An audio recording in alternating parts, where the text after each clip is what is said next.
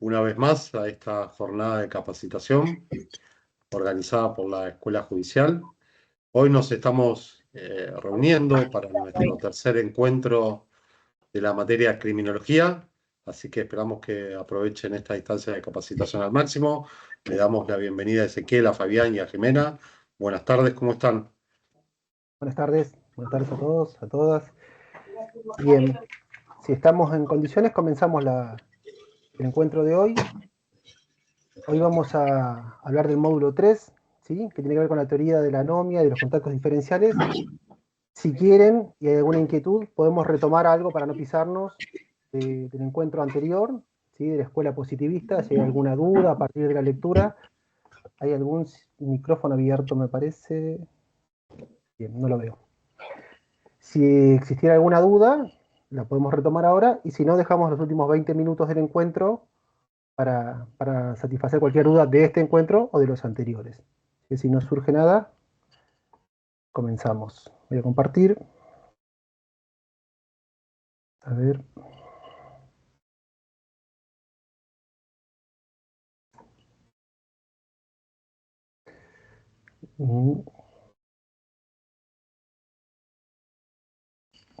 ¿Ahí están viendo? Sí. Perfecto. Sí, bien. Perfecto. Se crea el módulo 3, que tiene que ver con la teoría de la anomia y de los contactos diferenciales, y es una nueva escuela, un nuevo agrupamiento de teorías criminológicas que vienen en términos cronológicos sucesivamente después de la escuela clásica, que tiene su raigambre o su eclosión en el siglo XVIII en Europa, sobre todo en Francia. Luego la escuela positivista del siglo XIX, que fue la que estuvo explicando Fabián el jueves anterior. Y ahora vamos a la tercera gran escuela, gran conjunto de teorías criminológicas, que se denomina la escuela funcionalista o estructural funcionalista. Perdón. Bien, esta escuela estructural funcionalista, en realidad estructural funcionalismo es una corriente de pensamiento, una corriente teórica que reúne a varias disciplinas, pero específicamente en ciencias sociales surge a partir de la necesidad de la explicación. Estoy con doble pantalla y perdón, ahí está, estoy con doble pantalla y la puse mal. Surge la necesidad de la explicación, de dar una interpretación a los grandes procesos de cambio que habían sucedido en Europa en el siglo XIX a partir de la revolución, sobre todo de la revolución industrial, que eso trajo aparejado un cambio del modelo de acumulación. Se pasó del sistema feudal a un sistema de tipo de acumulación capitalista. En términos políticos surge lo que se llama el liberalismo político y también el liberalismo económico. Esto en términos materiales, este proceso de esta doble revolución, y sobre todo la revolución industrial, produjo grandes modificaciones en los procesos de producción justamente, y eso modificó las condiciones de vida de las grandes mayorías de la población. Cuando estamos hablando de este periodo, estamos hablando en los países centrales, específicamente en Europa Central, ¿no? Con el descubrimiento de la máquina a vapor, y el desarrollo del ferrocarril a gran escala y el horno para la producción también a gran escala, se incrementaron los stocks de producción, se incrementó el comercio, el traslado de mercancías, y eso también trajo aparejado un crecimiento demográfico, ¿sí? La población empezó a crecer a pasos acelerados. A su vez, estas grandes innovaciones productivas requirieron mucha mano de obra concentrada en las grandes ciudades, en pocas grandes ciudades. Estamos hablando siempre de Europa Central, y eso produjo unos grandes, fuertes movimientos migratorios, ¿sí? Del campo hacia la ciudad. Y eso trajo aparejado una serie de consecuencias a nivel social. Y también justamente estas teorías de estructuras funcionalistas surgen a partir de la necesidad de dar explicación a esta nueva forma de vida, ¿sí? Que trajo aparejado los cambios tecnológicos y políticos del siglo XIX. Eso es como un panorama para situarnos en un contexto más histórico. Ahora bien, decía que las corrientes estructurales funcionalistas abarcan varias disciplinas, sobre todo en lo ateniente a las ciencias sociales, pero nosotros vamos a retomar dos conceptos centrales que hacen su aporte a la criminología. Uno es el de normalidad y otro es el de funcionalidad, ¿sí? La normalidad, porque suponen que el crimen, estas corrientes, suponen que el crimen no tiene que ver con una patología individual o social, sino que es un fenómeno normal y esperable en cualquier sociedad moderna, ¿sí? Aquí hay un esfuerzo por diferenciarse de la escuela anterior, que es la escuela positivista, que tenía una orientación claramente biologicista, donde existía una patología, la criminogénesis estaba pensada en el sujeto delincuente. Aquí se piensa que ya no es una cuestión biológica, sino que es un fenómeno esperable en todas las sociedades y por eso es normal, ¿sí? Normal en el término de regular, ¿sí? No algo que esté, no en términos de bien o mal, ¿sí? Sino en términos de regularidad, de frecuencia, de ocurrencia, algo que ocurre en todas las sociedades. Y a su vez, la teoría estructural funcionalista suponía también que el crimen tenía un carácter disfuncional. Era funcional a estas sociedades, a contrario sensu de lo que se puede pensar, que es algo nocivo, y dice, no, no es nocivo, sino porque justamente la aparición del delito o el crimen genera una reacción social, que esa reacción refuerza la cohesión de las comunidades. Ahora vamos a profundizar sobre estos dos temas. Pero para retener, para estas corrientes, estructuras funcionalistas, el crimen no solamente es normal, sino que también es funcional. ¿Mm? Bien. Uno de los primeros precursores de estas corrientes, de esta teoría estructural funcionalista, es Émile Durkheim, un sociólogo francés. También es uno de los padres fundadores de la sociología, porque algo que todavía no dije es que esta escuela estructural funcionalista va a estar desarrollada por sociólogos, ¿sí? La escuela clásica estaba de una manera liderada por filósofos y por juristas, ¿sí? En Francia, siglo XVIII.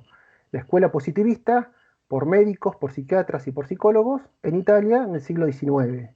Y ahora, a principios del siglo XX, se va a trasladar, ahora vamos a ver, se va a trasladar sobre todo a Estados Unidos, pero va a estar liderada por sociólogos. También hay un corrimiento disciplinar en ese sentido. Decía que Émile Durkheim es uno de los padres, considerado uno de los padres de la sociología moderna, y estamos hablando de fines del siglo XIX. La sociología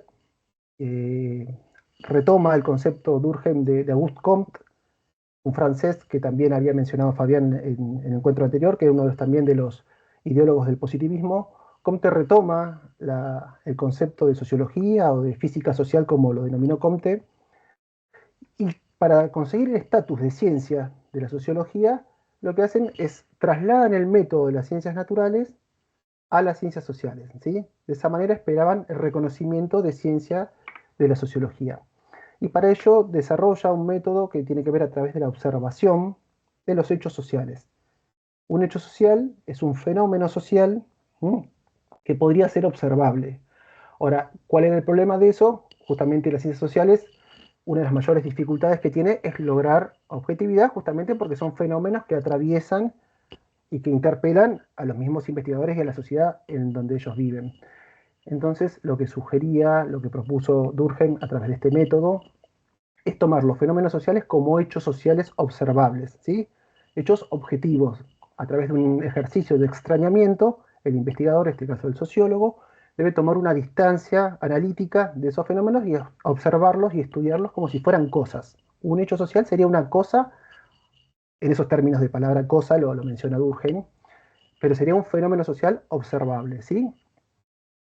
Y dentro de estos hechos sociales, por ejemplo, puede estar cualquier actividad de tipo colectiva, puede estar, no sé, un partido, una actividad política puede ser un hecho social, alguna institución, no sé, el matrimonio, no sé, la escolaridad, el lenguaje, cualquier fenómeno colectivo sería considerado un hecho social y habría que observarlo con esta lente de objetividad. Por ejemplo, para comprender este concepto de hecho social es bastante claro pensar en el suicidio. El suicidio se llama una de las obras principales de Émile Durkheim, que la publica en el año 1897, y lo que hace es, a partir del relevamiento exhaustivo de los anales, de los registros, justamente del registro civil en Francia, encuentra que el suicidio no sería un hecho individual y subjetivo, sino un hecho social y objetivo que puede estudiarse porque encontró ciertas regularidades. ¿Qué tipo de regularidades? Por ejemplo, a partir de revisar las causas de muerte, en los casos de suicidio, encontró, por ejemplo, que los solteros se suicidan más que los casados. ¿Mm? Por otra parte, los que practicaban la religión protestante se suicidaban más que los católicos. Y otra regularidad que encontró es que las mujeres, en ese momento en Francia de fines del siglo XIX, las mujeres no tenían actividad laboral, estaban abocadas a los cuidados domésticos. Las mujeres se suicidaban más los días de semana, ¿sí?, de lunes a viernes, mientras que los hombres se suicidaban más los fines de semana. ¿Por qué?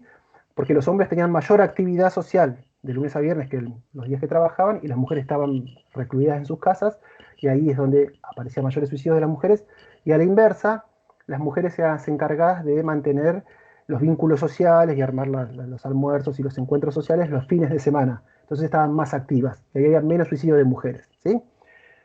Este caso del suicidio sirve para pensar en esto, como un hecho que parece a priori bien subjetivo e individual, puede ser analizado como un hecho colectivo, un hecho social, ¿no? En este mismo sentido, piensa Durkheim al delito, ¿sí? El delito también sería un hecho social más observable, ¿sí? No depende de una decisión individual, porque los hechos sociales, tal como los pensaba Durkheim, eran hechos colectivos siempre, eran coercitivos y eran colectivos, ¿no? Eran externos a los sujetos. Es algo como que se le impone a los sujetos. Siempre pensando en términos generales, en términos teóricos, ¿no? Bien, así como se le impone el suicidio, se impone también el delito. Y Durkheim es muy importante en criminología porque es el que aporta el concepto de anomia. ¿Mm? Es el que acuña el concepto de anomia. La anomia, tal como la etimología de la palabra lo indica, quiere decir sin normas, es falta de normas. ¿Mm? Y Durkheim piensa esta falta de normas en términos morales, jurídicos, económicos, religiosos y políticos, ¿sí? ¿Qué es esto? En este trasvasamiento de una sociedad tradicional, feudal, a una sociedad moderna, capitalista, dice Durkheim, surgen otro tipo de valores y de prácticas, ¿no? Entonces, dice, surge una situación de confusión temporal por la existencia de normas y valores viejos que se contraponen a los valores modernos. Y dice que esta anomia, que sería un estado de confusión para pensarlo en términos prácticos, ¿sí? Una suerte de desorientación, un estado de confusión por la existencia de múltiples normas, ¿no?, y múltiples valores, se va a resolver en la medida que unas se impongan sobre otras. Y lo que esperaba es que el sistema de pautas y de normas modernas se impongan sobre las tradicionales, ¿sí? Pero es importante es esto, pensar la anomia como un estado de confusión, de desorientación, ¿sí? Y esta anomia justamente es lo que puede venir tanto en suicidio, como comentaba anteriormente, como también en delito. O sea, lo que explicaría para Durkheim sintéticamente el delito sería el estado de anomia. Bien. Durkheim, para pensar el surgimiento de la anomia, propone un modelo analítico que tiene que ver con la contraposición de la sociedad tradicional frente a la sociedad industrial o de la sociedad moderna.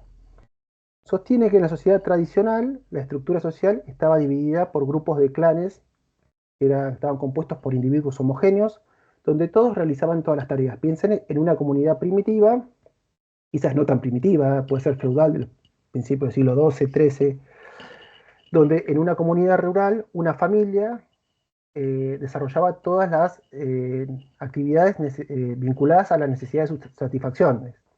Por ejemplo, una familia rural producía sus propios alimentos, criaba sus propios animales, de los cuales consumía, construía su propia vivienda y de hecho confeccionaba su propia ropa. El intercambio con otras familias era mínimo, ¿sí? Casi que podía lograr la autosubsistencia en pequeños clanes o en pequeños grupos familiares.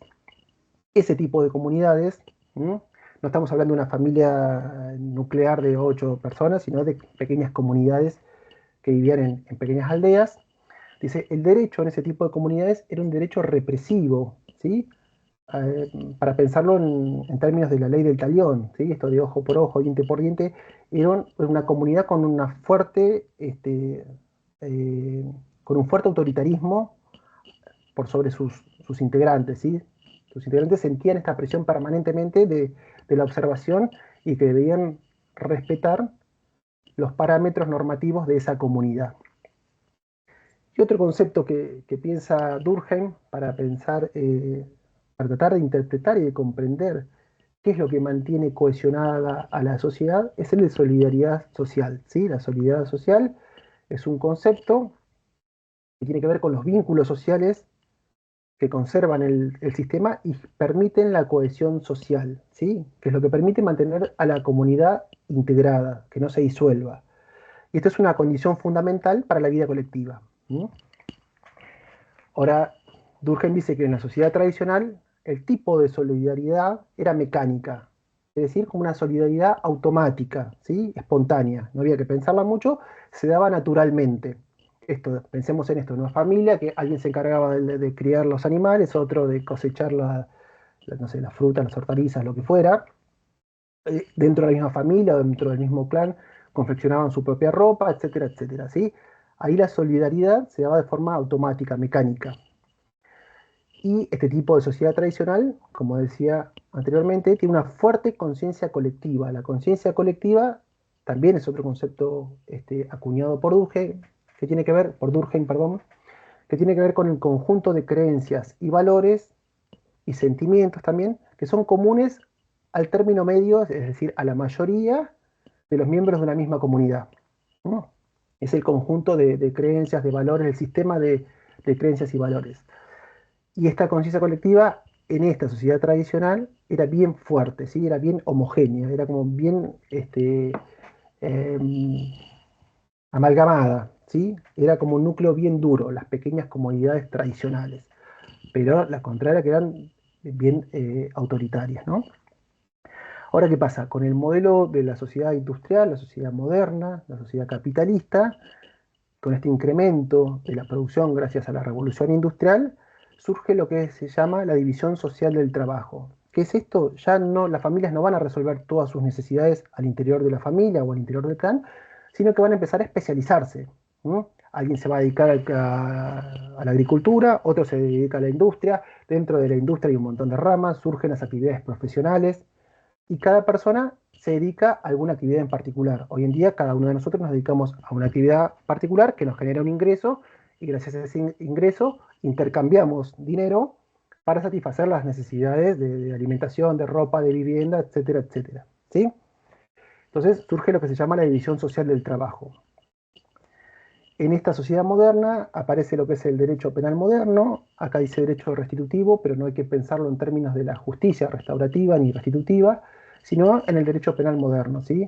Donde a tal que está caracterizado por la proporcionalidad de la pena y que a cada delito o a cada infracción corresponde una sanción en particular, ¿sí? Pero no se considera un derecho represivo, sino un derecho más, si se quiere, más limpio, ¿no? Más limpio porque digo, la palabra la utiliza Durkheim, un derecho más transparente de alguna manera, ¿no? Y no estaba sujeto a la voluntad de una persona o del líder del clan como podía suceder en la sociedad tradicional. Un derecho más justo, eso quise decir.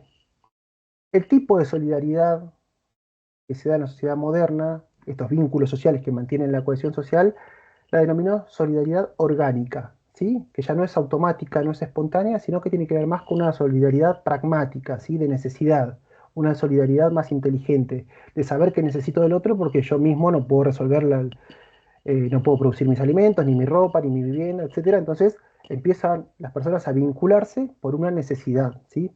Para satisfacer sus necesidades. Pero esa solidaridad orgánica lo que tiene que el vínculo con el otro, con los otros, es más difuso, ¿sí? Es más una, una solidaridad, una interacción por conveniencia, para satisfacer las necesidades, pero ya la integración social empieza como a perder fortaleza. Entonces lo que dice Durkheim, que en este tipo de sociedad moderna, la conciencia colectiva, este conjunto de valores, de creencias, se debilita, ¿sí? Ya no todos queremos lo mismo, no todos pensamos lo mismo, no todos tiramos para el mismo lado, y empiezan a surgir intereses individuales. ¿sí? En esta división social del trabajo aparecen intereses individuales, cada uno tiene intereses divergentes, y este individualismo termina debilitando la conciencia colectiva y genera anomia, que es este estado de confusión, de desorientación, ¿sí? Y la anomia, como habíamos dicho anteriormente, puede venir tanto en delito, en suicidio, en malestar o en algún otro fenómeno. Pero se vincula en criminología a partir de que de la anomia se puede producir el delito. Si voy muy rápido, por favor me avisan, me dicen, retomamos, ¿sí? No hay problema con eso. Bien. Ahora bien, dijimos inicialmente que para estructurar el funcionalismo, para esta escuela, de los cuales Durkheim es uno de los padres fundadores, el delito era funcional, era normal y funcional, ¿sí? Normal porque aparecía en todas las sociedades con cierta regularidad, no hay ninguna sociedad del mundo que no exista el delito, los delitos van cambiando porque los delitos no son otra cosa que convenciones sociales, sostiene Durkheim, ¿sí? El delito no es otra cosa que la violación o la transgresión a una norma, y cada sociedad establece cuáles son las normas, qué tipo de normas son y cuáles son las acciones que violentan o que infringen esas normas. Y a su vez decíamos que era funcional. ¿Por qué funcional? Porque dice Durkheim que el delito ofende y debilita a la conciencia colectiva, ¿sí? A este conjunto de creencias y valores compartidos por toda la sociedad. Y esta ofensa a los valores compartidos, a este conjunto de creencias, despierta un deseo de venganza. Ese deseo de venganza, dice a su vez, se traduce en castigo, y el castigo refuerza la adhesión a los valores dominantes. Vamos a poner un ejemplo un poco anecdótico en el sentido de no teórico. ¿Vieron los Simpsons? No sé si ustedes han visto los Simpsons. ¿Vieron las hordas de los Simpsons que ante cualquier transgresión que generalmente comete Homero o Bart Simpson, sale una horda de gente que dice vamos a quemarlos, vamos a buscarlos, vamos a matarlos y aparecen todos con las antorchas? Bueno, Sí. esa es como una réplica de las hordas de las comunidades primitivas, donde la conciencia colectiva era bien fuerte y alguien que dañaba esa conciencia colectiva tenía que ser castigado por la horda, era toda la comunidad que iba a buscarlo. Bueno, eso es lo que está explicando Durkheim. Dice, aquí el delito sirve porque esa reacción, ese deseo de venganza, que podemos ejemplificar en las hordas de los Simpsons, dice, refuerza la adhesión a los valores dominantes, vuelve a cohesionar a la comunidad, ¿sí? Y fortalece a la conciencia colectiva. Si no existiera ese delito que despierta ese deseo de venganza y de castigo, dice, se va debilitando y se va diseminando, se va difuminando la conciencia colectiva hasta desaparecer. En cambio, la aparición del delito genera ese deseo de castigo y eso termina fortaleciendo y cohesionando a la comunidad. Y es un factor, dice, de estabilización social. En vez de ser un factor Eso era lo que quería consultar, exactamente eso. Digamos, la función del delito es volver a estabilizar la sociedad que estaba debilitada anteriormente, digamos, con esta revolución industrial y todo esto que se estaba proyectando en la sociedad. Una cosa así. La revolución industrial genera una nueva forma de vida. Digamos, todo lo que se desencadenó la sociedad industrial y estaba debilitada, el delito lo que hace es reforzarlo para que resurja esos lazos que estaban debilitados anteriormente. Exactamente. O sea, venían debilitando. Perfecto. Exactamente. Perdón que lo interrumpí, pero era... No, por favor. La idea es que si vamos charlando es más entretenido todavía.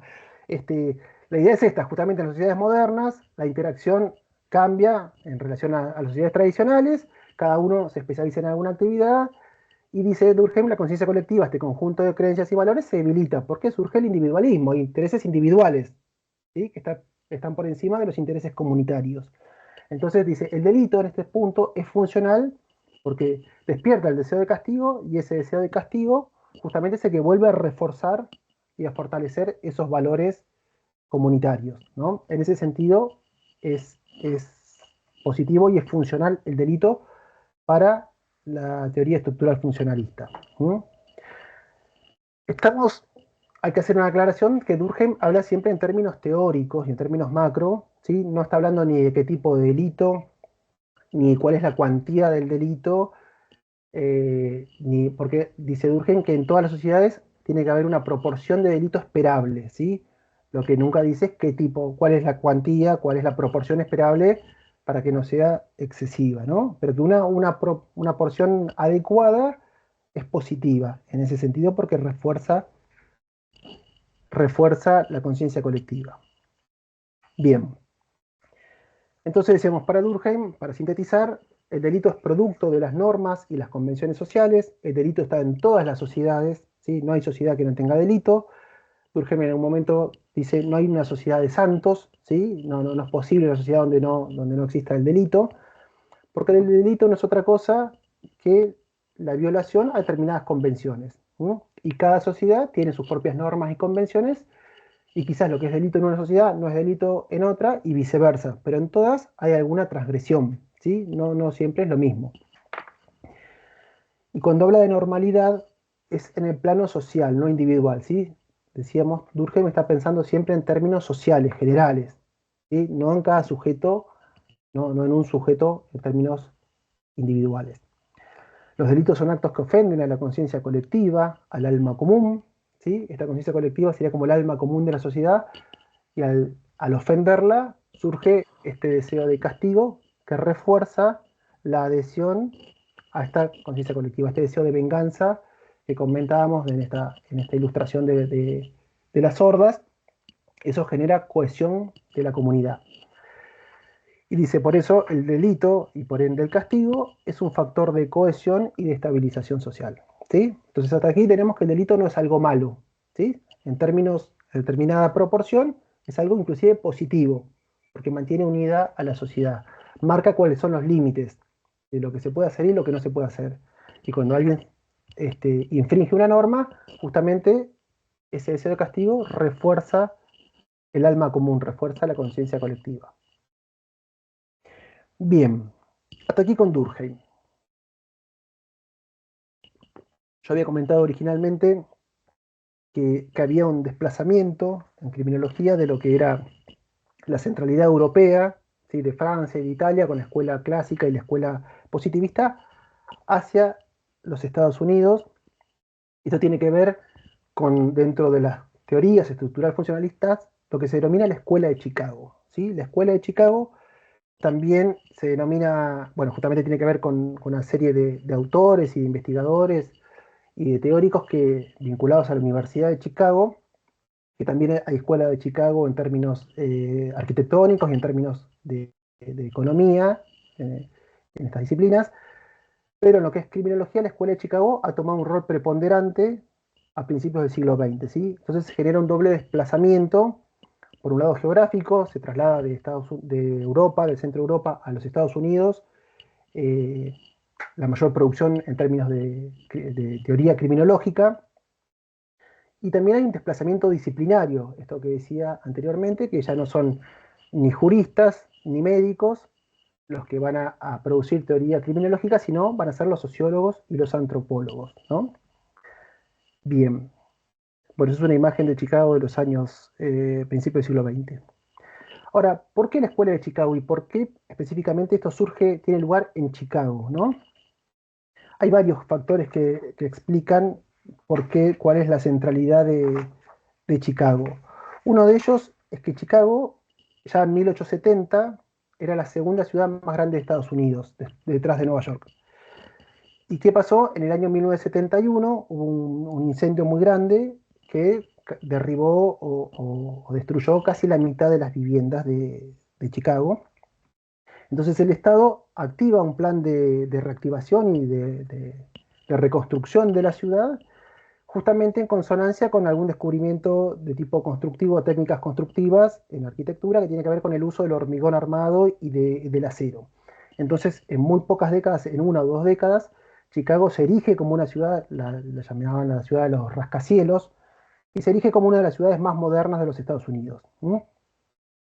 Esta reconstrucción impulsada desde el Estado también generó mucha demanda de mano de obra, que está de alguna manera acompañada a este proceso de la revolución industrial, de la instauración de nuevas técnicas de producción, más la necesidad de demanda de mano de obra para la construcción, la reconstrucción de Chicago, esto generó mucha demanda de inmigración. Inmigración tanto de zonas rurales de Estados Unidos como mucha inmigración europea, ¿sí? Ustedes saben que entre 1860 y 1930 se fueron 60 millones de europeos, emigraron de Europa 60 millones de europeos. ¿Sí? Gran parte de esta vino a América, bueno, y Chicago fue una de las, dentro de lo que es Estados Unidos, Chicago fue uno de los principales receptores de inmigración europea, sobre todo inmigración de los países de Europa del Este, también de ingleses, alemanes, italianos.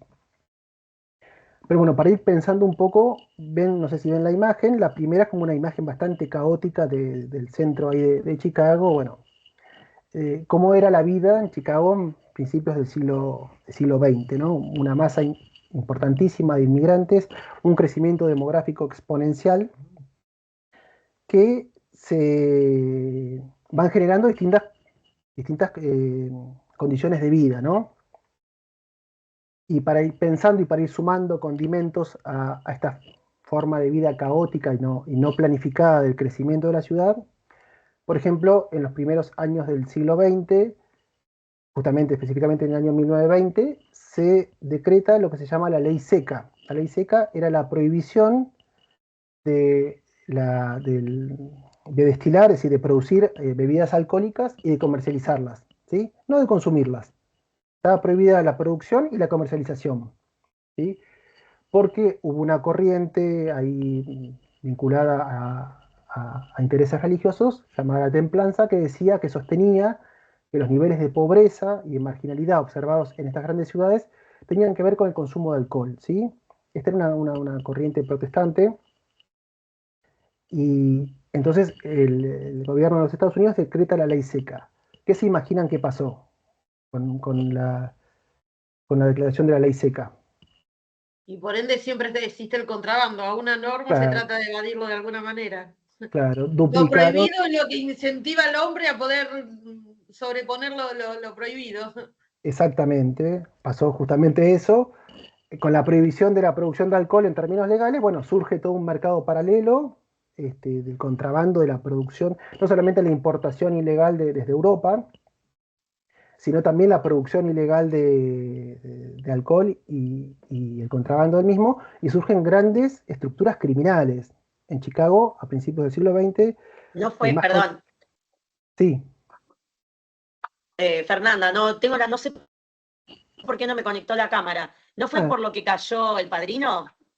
Claro, el famoso, bueno, ¿cómo es El Padrino? Claro. No, Al Capone. Al Capone. Sí. Sí, Al Capone, sí. No le decían El Padrino, Al Capone le decían Scarface. Tenía unos cortes en la mejilla por unos navajazos. Pero sí, él no cae por el tema de la prohibición, digamos, por el delito de contrabando, sino por una estafa al Estado, una cosa así, era como... Por evasión impositiva, no me salía el nombre. Claro.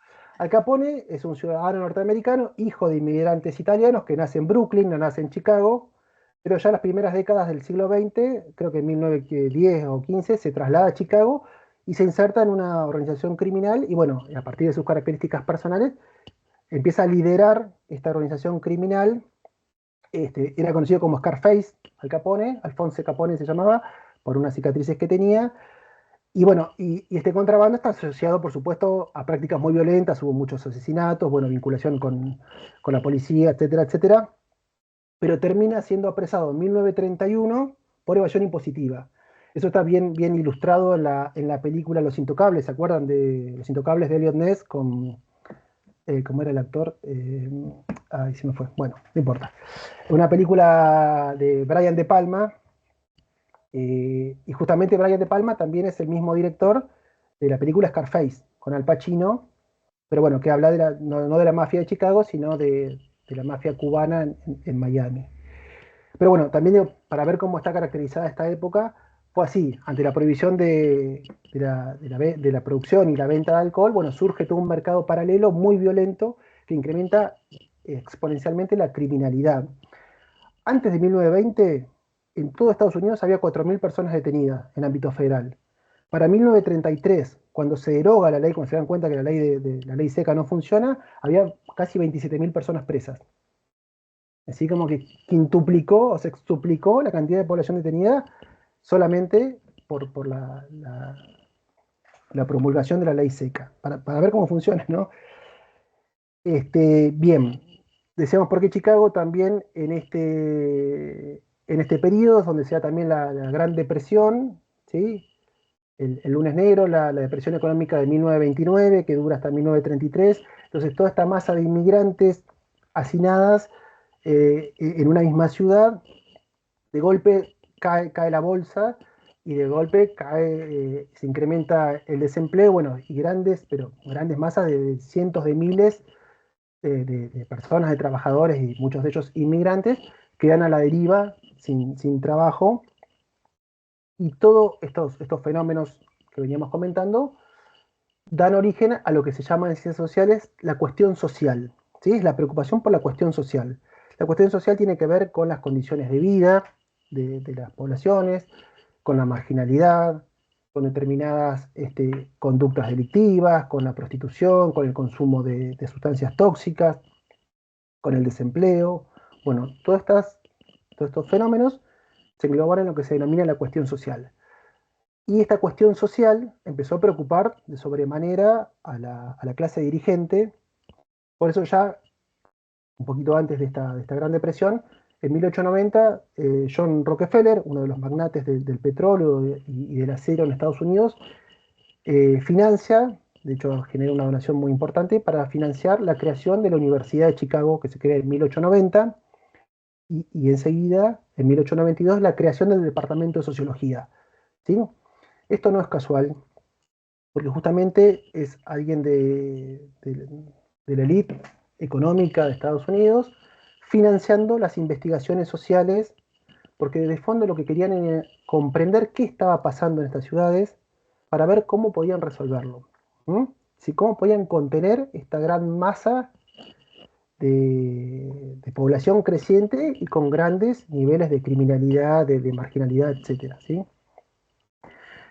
Para tener un ejemplo de cómo creció la ciudad de Chicago, entre 1860 y 1930 creció 31 veces la ciudad, sin planificación, esto no estuvo planificado.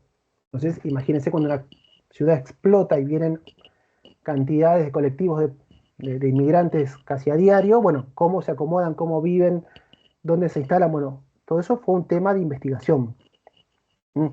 Si bien Chicago era la segunda ciudad más grande del país después de Nueva York era mucho más grande, pero no creció en esos términos, no creció a esa velocidad, ¿sí? Porque en el mismo periodo, entre 1860 y 1930, la población de Nueva York creció 9 veces, mientras que la de Chicago 31 veces. Para pensar un poco en el caos que esto puede generar a una ciudad, ¿no? Y también es importante pensar que la ciudad de Chicago, en el año 50, acá llega, este gráfico llega hasta 1930, bueno. En el año 50, Chicago llega a los 3.600.000 habitantes. Y a partir de ahí empieza a retroceder. Hoy tiene mucho menos. Hoy tiene 2.700.000. ¿Sí? Porque fueron surgiendo otras ciudades también que fueron atrayendo, y gente que estaba viviendo en Chicago se fue trasladando a otras ciudades. Pero bueno, esa gran masa de concentración se concentró en muy pocas ciudades y esto generó determinadas condiciones de vida. En una forma actual, digamos casi paralela, es lo que está sucediendo hoy por hoy en Europa con el tema de la migración, que dice que lo quieren hacer de una manera más programada a los fines de que no vuelva a suceder esto que ha sucedido históricamente, o sea, una cantidad de inmigrantes, no tener lugar donde ubicarlos, no tener lugar donde aplicar, o sea, introducirlos en la sociedad y que se produzca todo esto, porque en sí lo que tiene hoy por hoy la sociedad europea no es miedo a que venga el inmigrante, sino a que desestructure su sociedad ya formada. Bueno, un poco más o menos como que volvería al círculo siempre a lo mismo. Esto que comentás vos es justamente lo que estudia la Escuela de Chicago. El caso de Europa es paradigmático en la actualidad porque tiene una tasa de natalidad regresiva. Si no hubiera inmigrantes, Europa en 100 años podría desaparecer, ¿sí? Porque la tasa de natalidad, en lugar de crecer o mantenerse estable, retrocede. O sea, en algún momento dejaría de haber población nativa europea. Entonces, necesitan inmigrantes para poder sostener el mínimo crecimiento demográfico o mantener una estabilidad, Pero bueno, ahí la disputa está en qué tipo de inmigrantes quieren, a quienes no. Un poco la diferencia, sí, un poco la diferencia está en que digamos, en esa época era deseable la migración. Los estados fomentaban la migración porque digamos, tenían muchos territorios extensos y tenían una forma digamos, de pensar en que necesitaban más mano de obra. Lo que pasa es que no tenían la capacidad para administrar el caudal que llegaba. En Argentina pasa lo mismo, ¿eh? En Argentina pasa unos años más tarde, pero a fines del siglo XIX, principios del siglo XX, pero digamos, hay una explosión demográfica que genera problemas sociales enormes.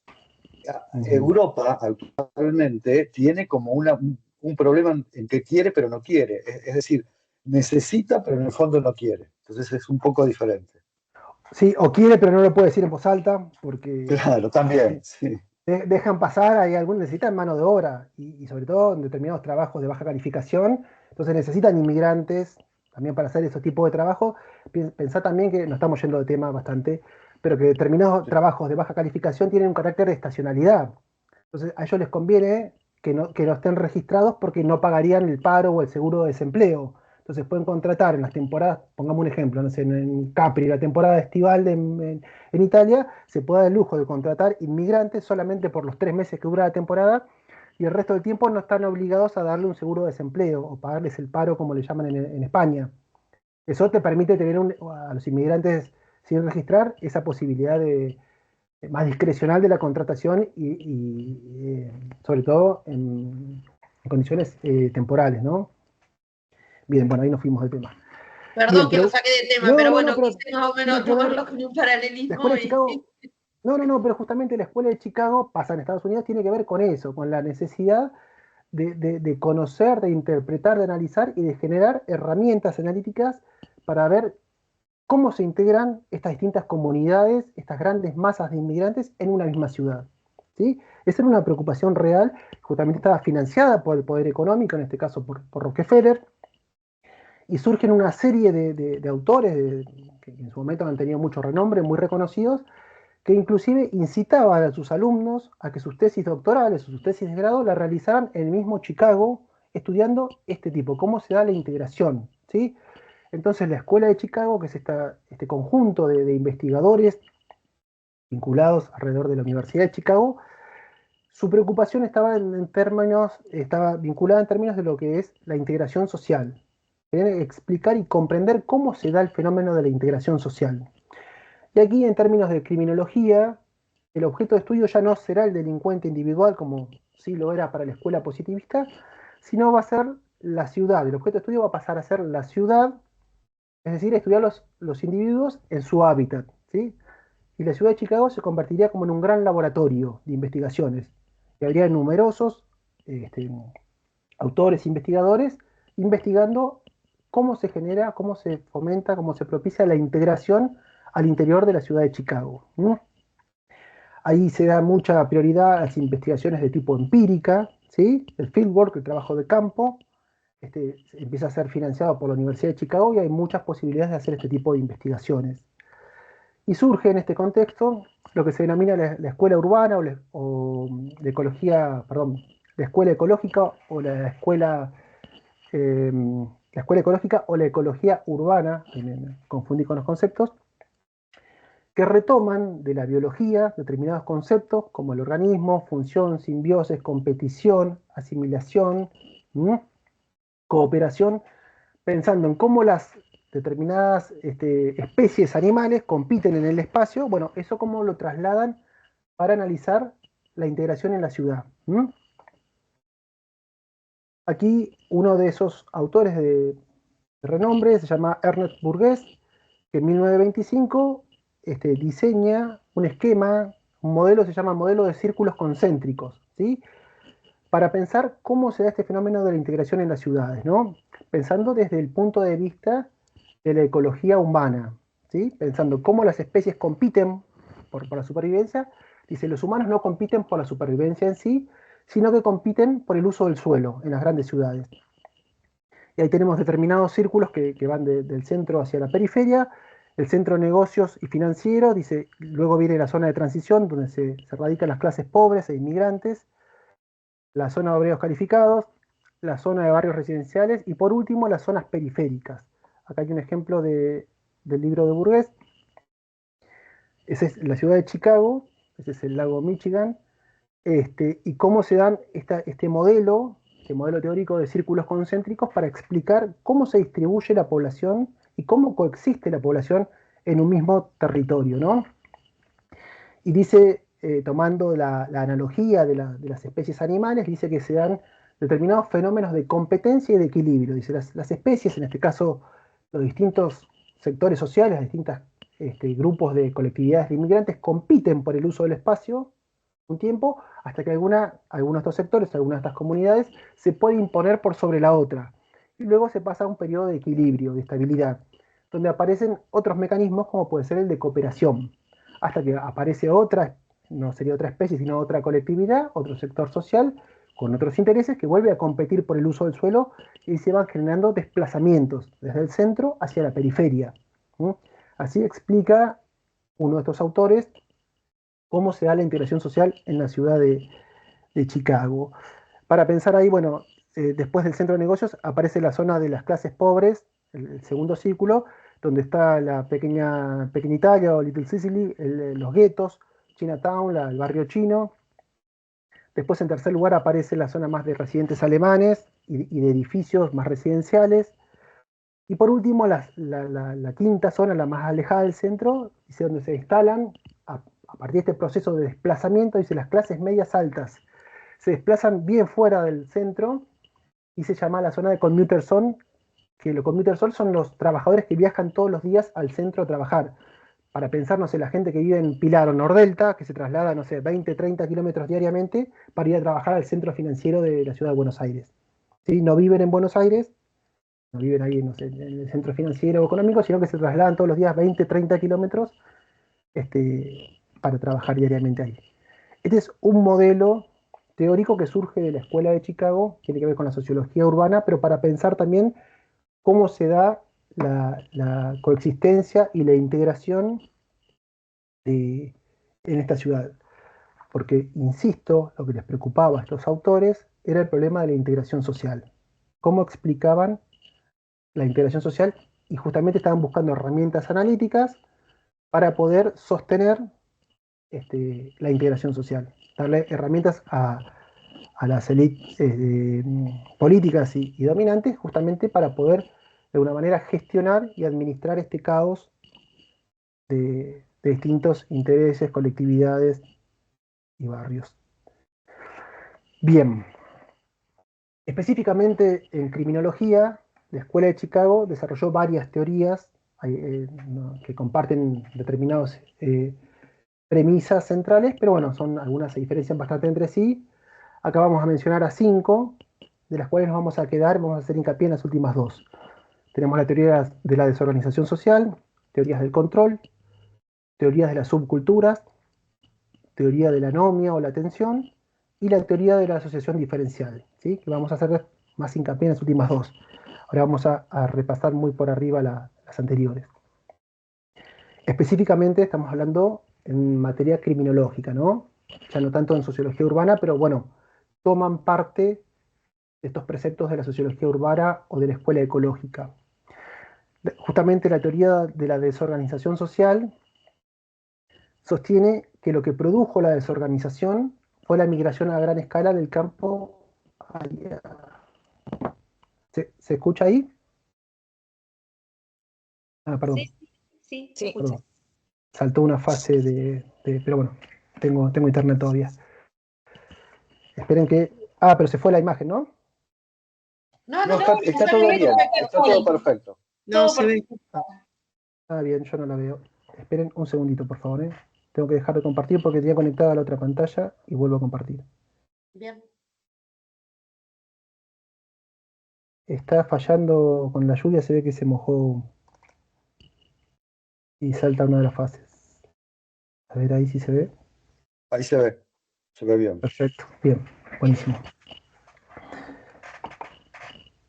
A ver, yo todavía no lo veo. Porque tengo conectado esto. A ver si lo veo. Ahora no. Bien. Volvé a compartirlo ahora. Dale. Creo que está arrancando ahí. Estás compartiendo pantalla. ¿Se ven ustedes mismos? Sí. Bien. Bueno, un segundo, ahí dejo de compartir y vuelvo a compartir. Venía conectado el otro monitor. Claro.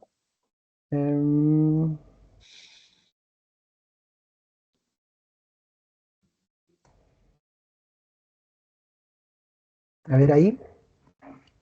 Perfecto, ahí está perfecto. Bueno, buenísimo, gracias. Bueno, disculpas. Decía que la teoría de la desorganización social sostenía que lo que había desorganizado a las comunidades era la migración a gran escala del campo a la ciudad, que justamente lo organizado era la vida en el campo.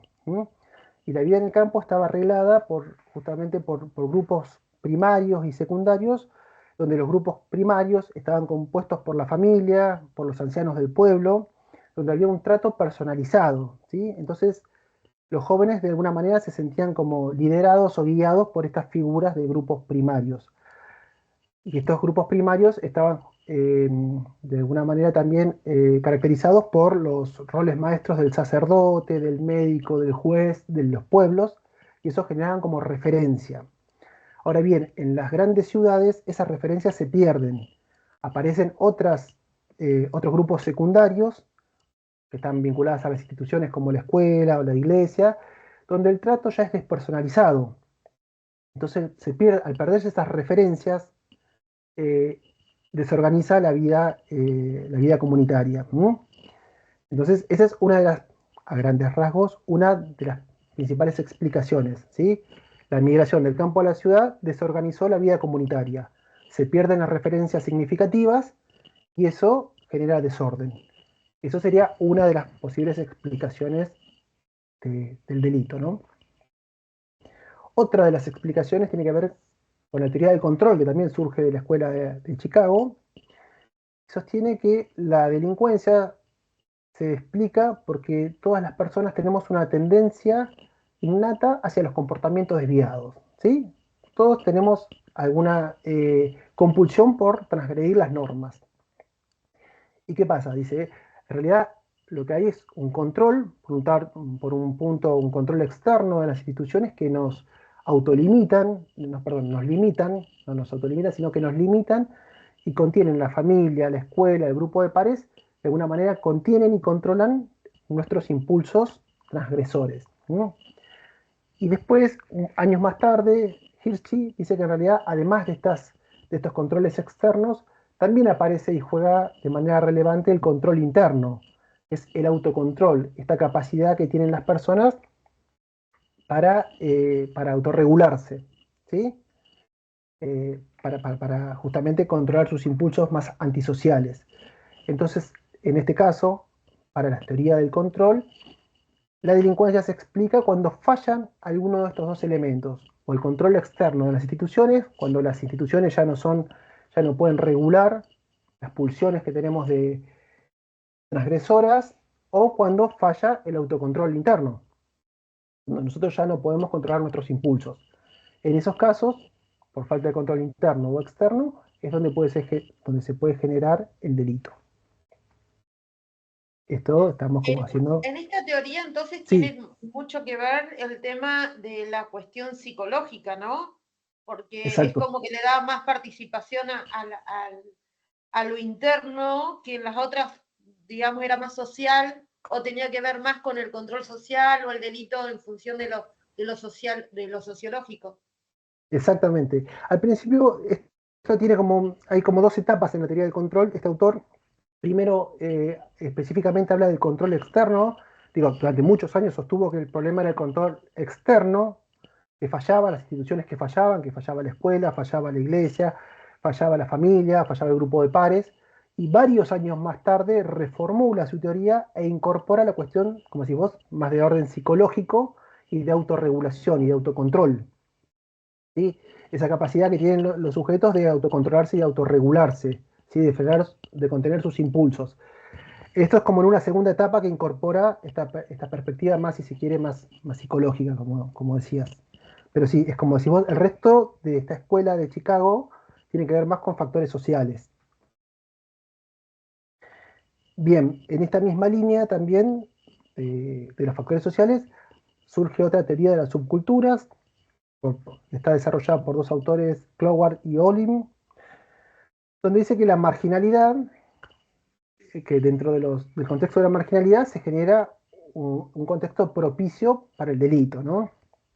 No hay gran novedad en eso, pero lo que sí es interesante que dice es que los jóvenes marginales no desconocen las normativas, no es que cometen delitos porque no saben qué es lo que está bien y lo que está mal, ¿sí? No es un problema de interpretación o de internalización de los valores, sino que dice justamente estos autores que los jóvenes delincuentes, dice, aprenden a neutralizar los valores, dominantes de la clase, sobre todo de la clase mayoritaria, de la clase media, y logran de alguna manera invertir esto. Por ejemplo, cuando niegan la propia responsabilidad, dicen que en realidad no son ellos, sino que es el sistema que los lleva a cometer estos delitos, o cuando niegan el daño causado, cuando suponen o explicitan que no lastimaron a nadie, o que aquellas personas que fueron a las que ellos,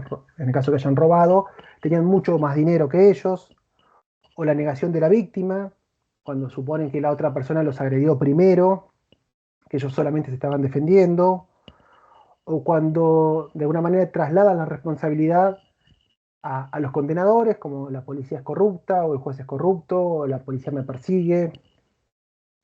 Y también cuando logran como apelar a lealtades superiores, esto tiene que ver como que en un determinado grupo de pares, dentro de una subcultura marginal o criminal, hay un cierto código de reciprocidad donde no puede dejarse al otro, donde uno debe como una cierta lealtad al otro y no puede, en este caso no podría fallarle a sus compañeros, ¿sí? No se puede abrir de esa actividad delictiva justamente por ese código de reciprocidad con sus compañeros. Es decir, esta teoría lo que supone que dentro de la subcultura marginal hay una suerte de valores dominantes que se logran neutralizar, ¿sí? Y de esa manera se explica la comisión de hechos delictivos, ¿sí? No es que no comprenden la diferencia entre lo que está bien y lo que está bien, lo que está permitido y lo que no está permitido, sino que logran de alguna manera neutralizar este esquema de valores.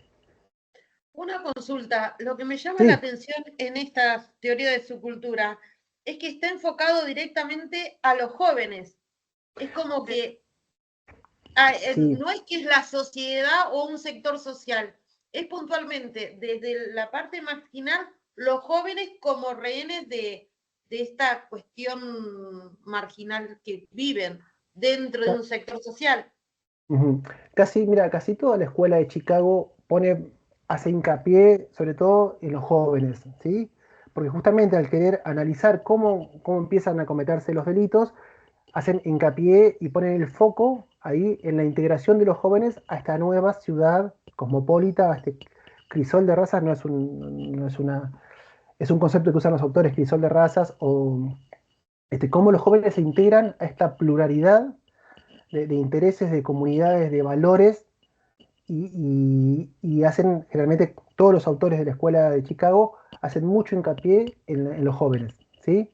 Sí, me da la sensación como que lo enfocan como el sector social más revolucionario, digamos, como es el que hace los quiebres, si bien en este caso tiene que ver por lo que usted desarrollaba, o sea, la culpa es del otro, o no me entienden, es el clásico situación adolescente que vivimos los padres continuamente con los adolescentes, pero bueno, llegado en este momento a una cuestión delictiva, ¿no? Pero un paralelismo en ese sentido. Como sí, que la culpa es del joven. De hecho, digamos, en este periodo, cuando empieza, digamos, la gran industria o la era industrial, empieza a haber un problema de delincuencia que no había existido jamás en la historia de la humanidad, que es tener grupos jóvenes sueltos que no están ubicados en ningún lado. Ahí empieza la idea de la delincuencia juvenil. Digamos, antes que eso, en el medioevo, por ejemplo, inclusive en la época que nosotros conocemos como el Renacimiento, los jóvenes estaban incluidos muy fuertemente en las comunidades. Digamos. Se les enseñaba a trabajar, se les enseñaba, pero en la era industrial es la primera vez que quedan sujetos que no van a la escuela porque ya son grandes y no siguen trabajo, que genera una preocupación gigantesca que es la delincuencia juvenil. Así es. Y la Escuela de Chicago hace mucho hincapié. Pensar la Escuela de Chicago en esta ciudad cosmopolita, esta ciudad de grande crecimiento, los focos de investigación, estas investigaciones empíricas que decíamos, tenían más que nada que ver en los guetos, en esto como decíamos la pequeña Little Sicily, en el barrio chino, en estos enclaves de la ciudad donde se concentran las clases populares y donde era más propicio el desarrollo de actividades delictivas vinculadas a la marginalidad.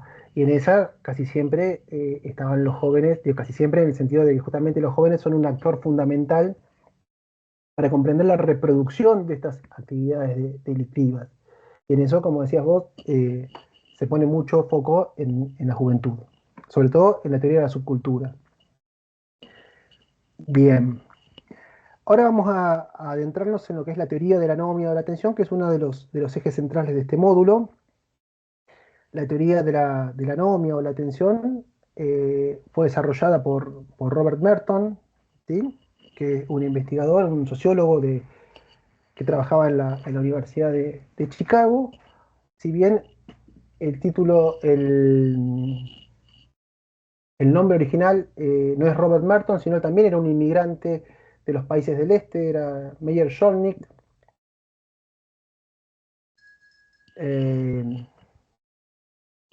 Perdón. Este autor, bueno, retomó de Durkheim lo que es la teoría de lo que es el concepto de anomia, pero lo reformuló, ¿sí? Su obra principal se llama Estructura Social y Anomia, que data del año 38, y en síntesis lo que dice Merton es que el delito es el resultado de la desproporción entre las metas sociales y los medios legítimos para alcanzarlo. Ahora vamos a desarrollar esto. ¿Qué es esto? La anomia para Durkheim no es más que la consecuencia de una crisis temporal o transitoria debido a los cambios producidos por el proceso de industrialización. Es esto, es unos valores que compiten con otros y esto se va a resolver en algún momento cuando unos logren imponerse sobre otros. Pero para Merton, la anomia, si bien toma el concepto de anomia de Durkheim, dice que la anomia es una disfunción estructural endémica, crónica y estable, inherente al modelo de sociedad norteamericana. ¿Qué es esto? No es transitoria, no es temporal, ¿sí? Hay un desfasaje entre objetivos y medios. La estructura, dice Merton, que la estructura cultural, es decir, la cultura norteamericana, está hablando del modelo, específicamente del modelo de bienestar norteamericano, dice que promueve determinados objetivos que serían deseables para toda la sociedad. Estos objetivos deseables para toda la sociedad tienen que ver con el consumo. Y ahora bien, con el consumo y con la acumulación de riqueza. Pero dice aquí se genera una contradicción porque justamente la estructura social no permite que todas las personas accedan a esos niveles de consumo o a esos niveles de riqueza que promueve como objetivo deseable la cultura. Es decir, se idealiza un determinado patrón de consumo o de acumulación de riqueza, pero después no todas las personas tienen las herramientas legales en este sentido para poder acceder a esos bienes o a ese consumo. Ahí se da una contradicción, un desfasaje. Ese desfasaje genera anomia, ¿sí? Este sentido de desorientación, esta crisis, que a su vez afecta con mayor intensidad a las clases bajas. Y esta afectación genera una conducta desviada que probablemente devenga en actividades delictivas. Ahora vamos a retomar esto. Piensen en la sociedad norteamericana de los años 20 y 30 cuando escribe Merton. Tiene que ver con el estado de bienestar. Después de la crisis del 30, del 29 al 33, aparece lo que se llama el New Deal, que es todo un impulso del estado norteamericano por incrementar los niveles de bienestar de la sociedad norteamericana y justamente se denomina estado de bienestar. Vean estas publicidades que datan de esa época, de los años 20 y 30 de Estados Unidos. La primera imagen casi que parece obscena de la cantidad de objetos materiales que darían cuenta de un objetivo deseable para la sociedad norteamericana, ¿no? Se ven las expresiones felices de una familia tipo, y en la misma imagen hay no sé, una lancha, una bicicleta, una guitarra eléctrica, un asador, una máquina de cortar pasto, una pileta, bueno, una cantidad de objetos que no podrían coexistir en el mismo espacio porque no tendría ningún sentido, pero bueno, esa era una publicidad de la época, ¿sí?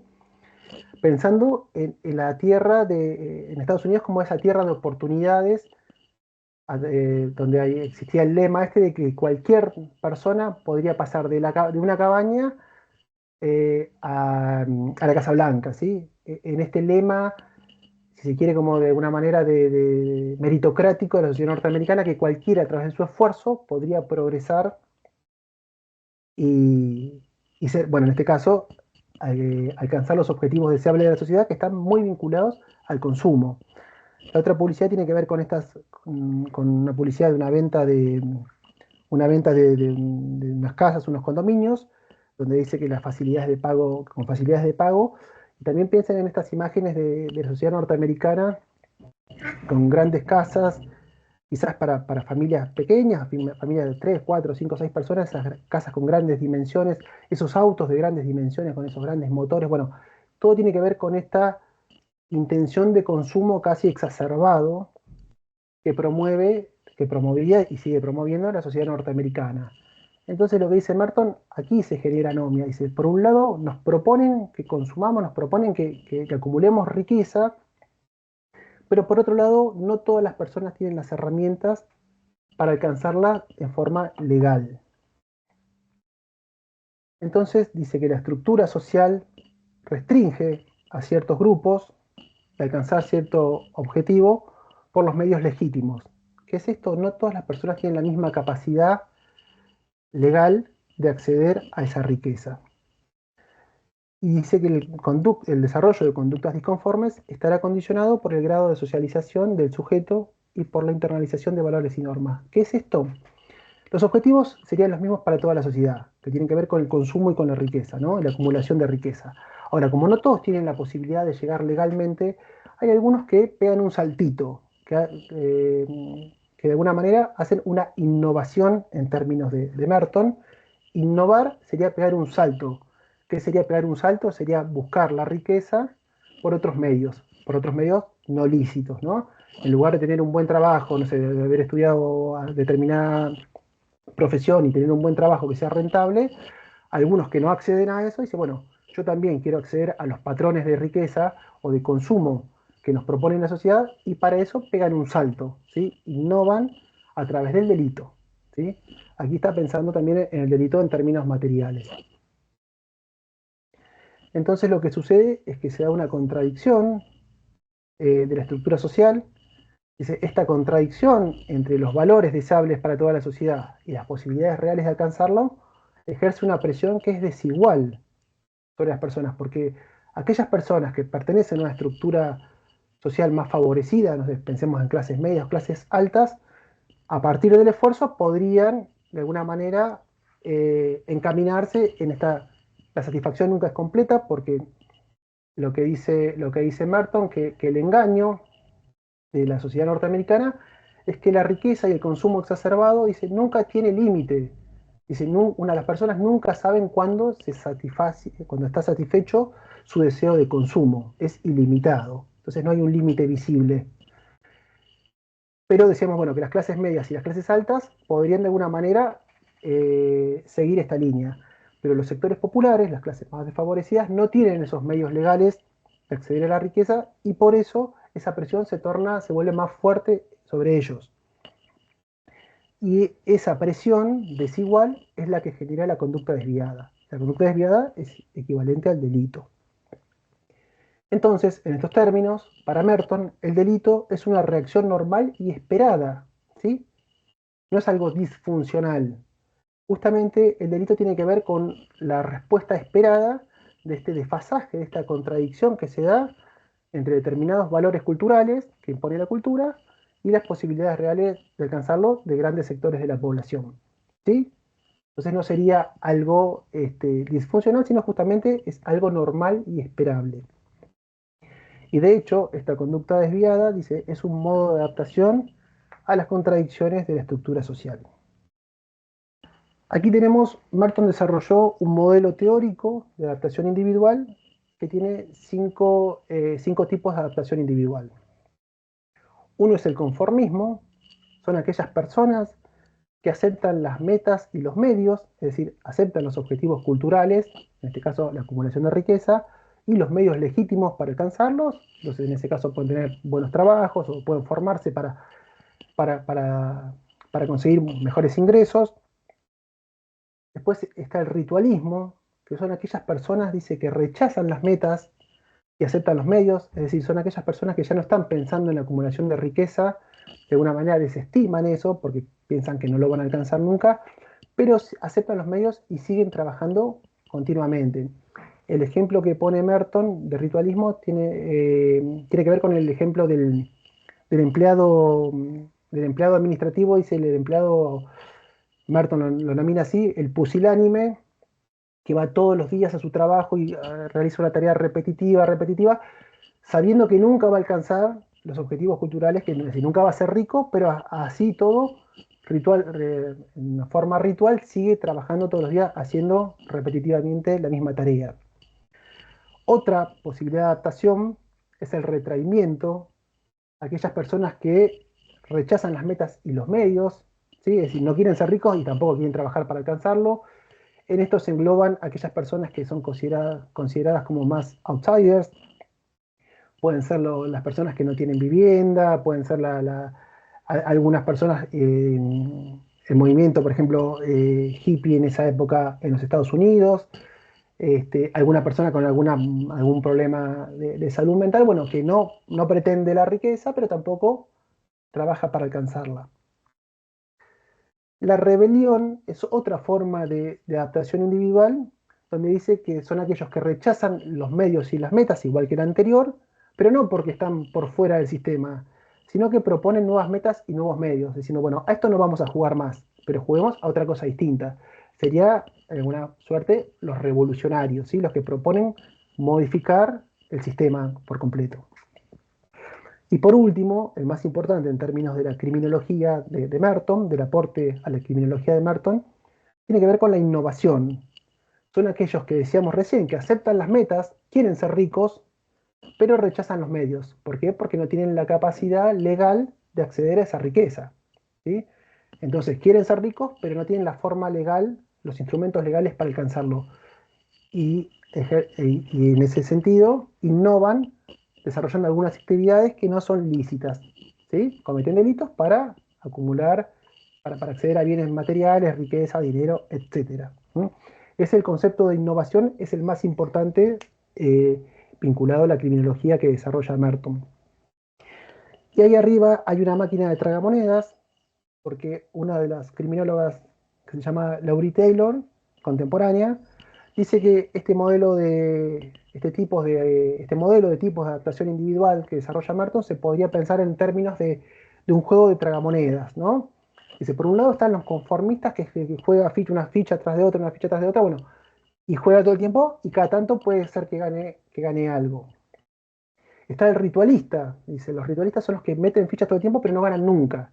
¿Sí? Están todo el tiempo poniendo fichas pero nunca ganan nada. ¿Sí? Este empleado que va a trabajar todos los días repetitivamente sabiendo que nunca va a alcanzar los objetivos de riqueza. El retraimiento, aquellos que no quieren jugar, ¿sí? No están dispuestos a jugar o no quieren jugar por estas condiciones que decíamos anteriormente que están fuera del sistema. Y aparece también la rebelión, estos rebeldes o estos revolucionarios que dicen no vamos a jugar, vamos a proponer otro juego distinto, a este juego no jugamos. Y lo más interesante, en este ejemplo que pone Taylor, de tragamonedas, es la innovación. Los innovadores, ¿quiénes serían? Los que quieren ganar las fichas, pero para eso meten, en este caso pueden ser fichas plásticas o algún otro objeto ilícito, para poder ganar las fichas del tragamonedas, ¿sí? Como que de alguna manera tergiversan el juego metiendo fichas que no son de curso legal, ¿sí? Para dar un ejemplo de lo que sería estos tipos de adaptación individual. Bien. Para cerrar con Merton, vamos a decir que este problema de la anomia que Merton considera estructural y endémico del sistema capitalista norteamericano. Es importante esto. La teoría de Merton se aplica específicamente a la sociedad norteamericana de mediados del siglo XX, ¿sí? No sirve para explicar todos los delitos en todas las latitudes ni en todos los tiempos, ¿sí? En ese sentido, es una teoría de alcance media, ¿sí? Tiene una capacidad explicativa limitada. Está hablando del estado de bienestar norteamericano y en esto, justamente pensando en esto, en la sociedad de consumo que impulsa la sociedad norteamericana, la cultura norteamericana y las pocas capacidades que tienen muchas personas para alcanzar eso. Ahora, ¿cómo se resolvería esta anomia que parece como endémica y estructural para Merton? Merton piensa, al igual que Durkheim, retoma de Durkheim, la cuestión de la meritocracia, ¿sí? Diciendo que con igualdad de oportunidades y sobre todo con la eliminación de la herencia, se pondrían en un mismo nivel inicial todas las personas y a partir de ahí, a partir del mérito individual, podrían desarrollarse las mejores capacidades. Y a su vez también Merton supone que habría que hacer en términos culturales una suerte de descenso de las expectativas de acumulación, ¿no? Es decir, bueno, pongamos un límite, dice Merton, regulemos estas expectativas, pongamos un límite a la acumulación de dinero en términos de objetivo cultural, no en términos concretos, ¿no? No en términos legales, sino diciendo, bueno, tendría que la cultura propiciar otro tipo de objetivo que esté más al alcance de la mayoría de la población. Si no, esta suerte de búsqueda de riqueza ilimitada, dice, indefectiblemente va a terminar en anomia y va a terminar generando y propiciando que algunas personas cometan delitos para alcanzarla, ¿sí? Entonces, para Merton, el delito no es otra cosa que la respuesta normal y esperable de determinados sectores, ¿sí? Que sienten mucha presión por no alcanzar esos objetivos propuestos por la sociedad y acuden o recurren a métodos ilícitos para alcanzar esos objetivos que nos proponen deseables para toda la sociedad. Entonces, en ese punto dice Merton, bueno, regulemos esos objetivos. Pongamos objetivos, la sociedad norteamericana debería proponer objetivos asequibles a las grandes mayorías y de esta manera podríamos reducir la anomia y reducir los niveles delictivos. Bien, ¿cuáles son las principales críticas a la teoría de la atención? La teoría de la atención desconoce el efecto de la reacción social. La reacción social es todo otro tipo de análisis en materia, en sociología y en microsociología que explica también gran parte del desarrollo de la criminología del siglo XX, que lo vamos a ver la semana próxima con Jimena, pero tiene que ver también con la producción de sentido, como que determinadas acciones producen un sentido a través de la interacción y de la comunicación. Y muchas veces ese delito, el delito o la comisión de delito, puede responder a esa producción de sentido que se da en la interacción. Pero no lo vamos a decir ahora para no confundir, porque todavía nos falta otra teoría más. Y otra de las críticas principales a la teoría de la atención o de la anomia, que es indistinto anomia o tensión, considera que hay una única meta para toda la sociedad. Este modelo de sociedad norteamericano que postula Merton dice, bueno, todos quieren lo mismo, todos quieren ser ricos, todos quieren alcanzar el objetivo material de la riqueza. Bueno, y hay distintas críticas diciendo, bueno, ojo, no todos quieren lo mismo, puede haber determinados sectores que quieran otra cosa distinta. Pero más importante de esto es que esta teoría de la anomia o de la tensión no explica la conducta desviada de los ricos. Es decir, si la presión la sienten los sectores populares, porque no acceden a los medios legítimos, ¿cómo se explicaría para Merton o para la teoría de la anomia el delito de los ricos? ¿Sí? Entonces ahí aparece otra cuestión importante que tiene que ver con la segunda teoría. ¿Eso es lo que es el delito de los guantes blancos, de guantes blancos? De cuello blanco, exactamente. ¿Eh? De cuello blanco, exactamente. De cuello blanco, sabía que algo era, cuello blanco, guantes sí. blancos. Andaba sí, es lo mismo, sí. Perdón, pero bueno. No, pero es lo mismo. La idea es lo mismo. La impunidad, no importa de dónde venía. Exactamente, pero justamente se llama el delito cuello blanco porque se llama así el libro, una obra que escribe Edwin Sutherland, que también es un sociólogo norteamericano, que si bien no trabajaba en Chicago, sino en la Universidad de Indiana, se lo vincula a la escuela de Chicago en el sentido que comparte determinadas premisas centrales, ¿no? Justamente Edwin Sutherland es el autor que acuña el término el delito de cuello blanco, que tiene que ver con el delito que cometen aquellas personas que tienen una posición social más favorable, ¿sí? El delito de los ricos vendría a ser. En realidad la acepción cuello blanco tiene que ver con un libro que produce, una autobiografía que escribe un gerente de la General Motors, donde habla de las anécdotas de un trabajador de cuello blanco.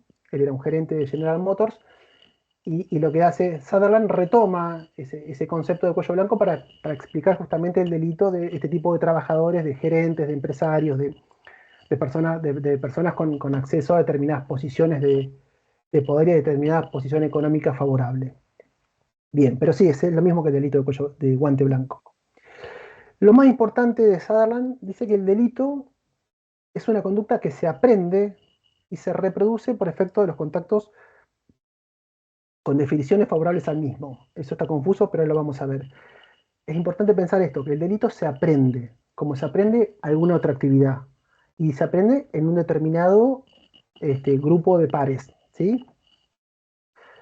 El principio de la asociación diferencial tiene que ver con que una persona se vuelve delincuente por efecto de un exceso de definiciones favorables a la violación de la ley que predominan sobre las definiciones desfavorables a esa violación. Eso está textual.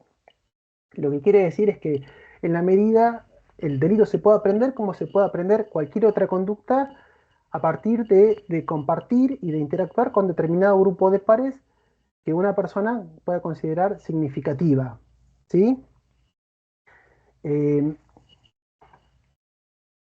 Bien, entonces en ese sentido sería una teoría general, a diferencia de la de Merton, que es una teoría intermedia, de alcance intermedio, porque la teoría general puede explicar el delito tanto de los sectores populares, los sectores marginales, como decíamos antes, de los jóvenes en los guetos o los jóvenes en determinado barrio o en determinada zona marginal de la ciudad, como así también puede explicar el delito de los ricos, ¿sí?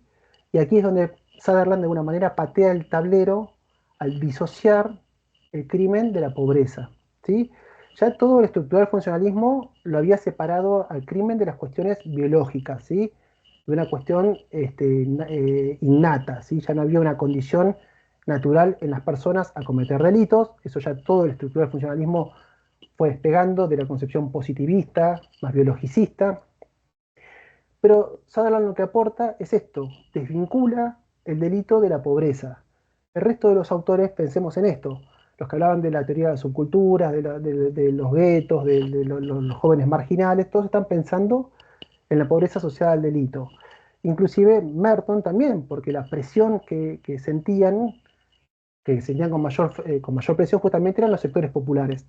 Y Sutherland dice, no, esto no es así. Dice, el delito se aprende como se aprende en todos lados. Como se puede aprender en una esquina del barrio chino de Chicago, también se aprende en el club de golf a cometer delitos. Ahora, ¿qué tipo de delito? Sí, cambia el tipo de delito. El delito que cometen las personas ricas o de mayor nivel económico no es el mismo que cometen los jóvenes marginales, pero es delito al fin, ¿sí? Porque el delito no es otra cosa que la transgresión a determinadas normas, dice. Y son otros tipos de delitos, pero que también se aprenden en determinado contexto particular. Entonces desarrolla Sutherland lo que se denomina la teoría de la asociación diferencial, ¿sí? Dice que a determinado nivel social hay una organización diferencial, hay una suerte de un conjunto de normas y valores que son alternativos, que son distintos a otras normas y valores de otros grupos sociales. Y que esa organización diferencial a nivel social se traduce a nivel individual en contactos diferenciales, ¿sí? Donde se transmite valores alternativos. ¿Qué es esto? Para simplificarlo, que en determinados grupos de personas se comparten determinados valores y no otros, ¿sí? No es que los otros se desconocen, pero sí se priorizan unos valores por sobre otros. Pensemos en esto, un grupo de jóvenes donde aprenden desde temprana edad a cometer acciones delictivas, pensando en delitos vinculados a, no sé, a la propiedad, pequeños robos, hurtos, etcétera, ¿sí? Como podemos pensar que se va desarrollando de aquellas personas que trabajamos en los ámbitos vinculados a la política criminal o a la justicia, bueno, sabemos que eso de alguna manera se va aprendiendo también de esa manera. Pero lo que dice Sutherland, ojo, dice, los ricos también aprenden a cometer delitos, otro tipo de delitos. Y no es que desconocen que esos hechos son ilícitos, lo saben perfectamente, dice, pero dentro de su núcleo, dentro de su organización diferencial, dice, esos hechos se reconocen como positivos, porque permiten sostenerse en ese nivel de seguir ocupando esa posición en la estructura social. ¿Se entiende? Determinados delitos, delitos de tipo económico, son bien vistos en determinados sectores empresariales y ejecutivos porque les permiten mantener posiciones de poder. Entonces no están castigados moralmente, ¿sí? Entonces aprenden a cometer esos delitos como los jóvenes aprenden a cometer delitos en el barrio. Dice Sutherland que la conducta criminal se aprende exactamente igual que cualquier otra conducta, que las patologías personales y sociales no tienen nada que ver con la comisión delictiva, y aquí se despega por completo de las concepciones positivistas. Hay una frase que dice, normalmente los hombres de negocios no son pobres, no son débiles mentales, no les faltan no les faltan facilidades recreativas organizadas y no sufren de las otras patologías sociales y personales. Si se puede demostrar que los hombres de negocios sin esas patologías cometen muchos delitos, entonces tales patologías no se pueden usar como explicación de los delitos de otros tipos. Es decir, se despega completamente de las concepciones positivistas y de aquellas concepciones también que atribuyen a las patologías sociales, ¿sí? Entonces, el delito se aprende en determinados grupos, al igual que se aprende casi a andar en bicicleta, o como se aprende a jugar al golf, o se aprende a jugar al fútbol en determinado barrio. Bueno, la comisión de delitos se aprende a partir del vínculo estrecho con otros pares que son significativos para esas personas. Ahora bien, cualquier persona no se vincula únicamente con gente de su mismo estrato social. Los ricos se podían vincular con un grupo también de personas de su misma posición económica, pero también vincularse con otros trabajadores, con otras personas que no pertenecen a ese mismo estrato social. Lo mismo con los jóvenes o los jóvenes con las personas de los sectores populares.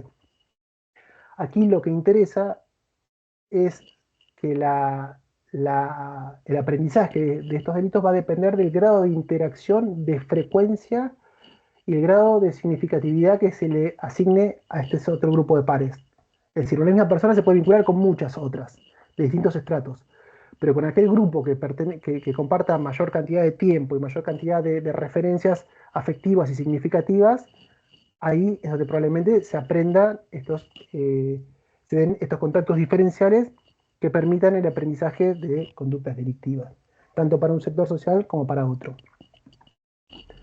Bien, el libro El delito del texto, la obra El delito de cuello blanco, es de Edwin Sutherland.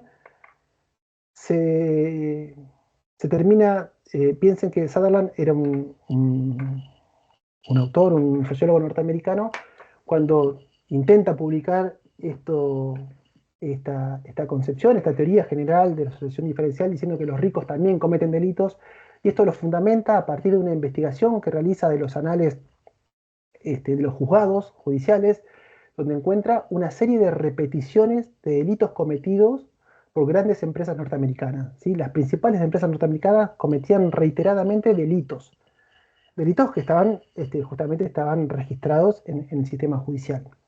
Y encuentra que las 70 principales corporaciones industriales y comerciales de Estados Unidos habían continuamente cometían delitos.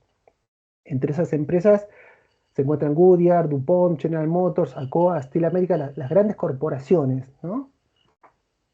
Bien, y los delitos que cometían estas empresas tienen que ver, bueno, por ejemplo, encuentra que hay 14 sentencias en contra en promedio de cada corporación, no eran hechos aislados, ¿sí? ¿No? Como era una suerte de una sistematicidad, una repetición de infracciones a la ley que están tipificadas como delitos. El 98% de estas corporaciones eran reincidentes, habían cometido más de un delito.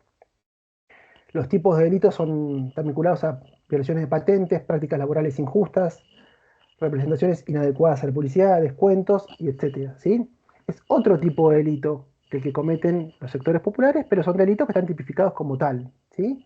La diferencia principal es que estos delitos no son considerados, primero, a simple vista no son considerados como delitos violentos por la ciudadanía, entonces en ese sentido tienen un grado de tolerancia mucho mayor.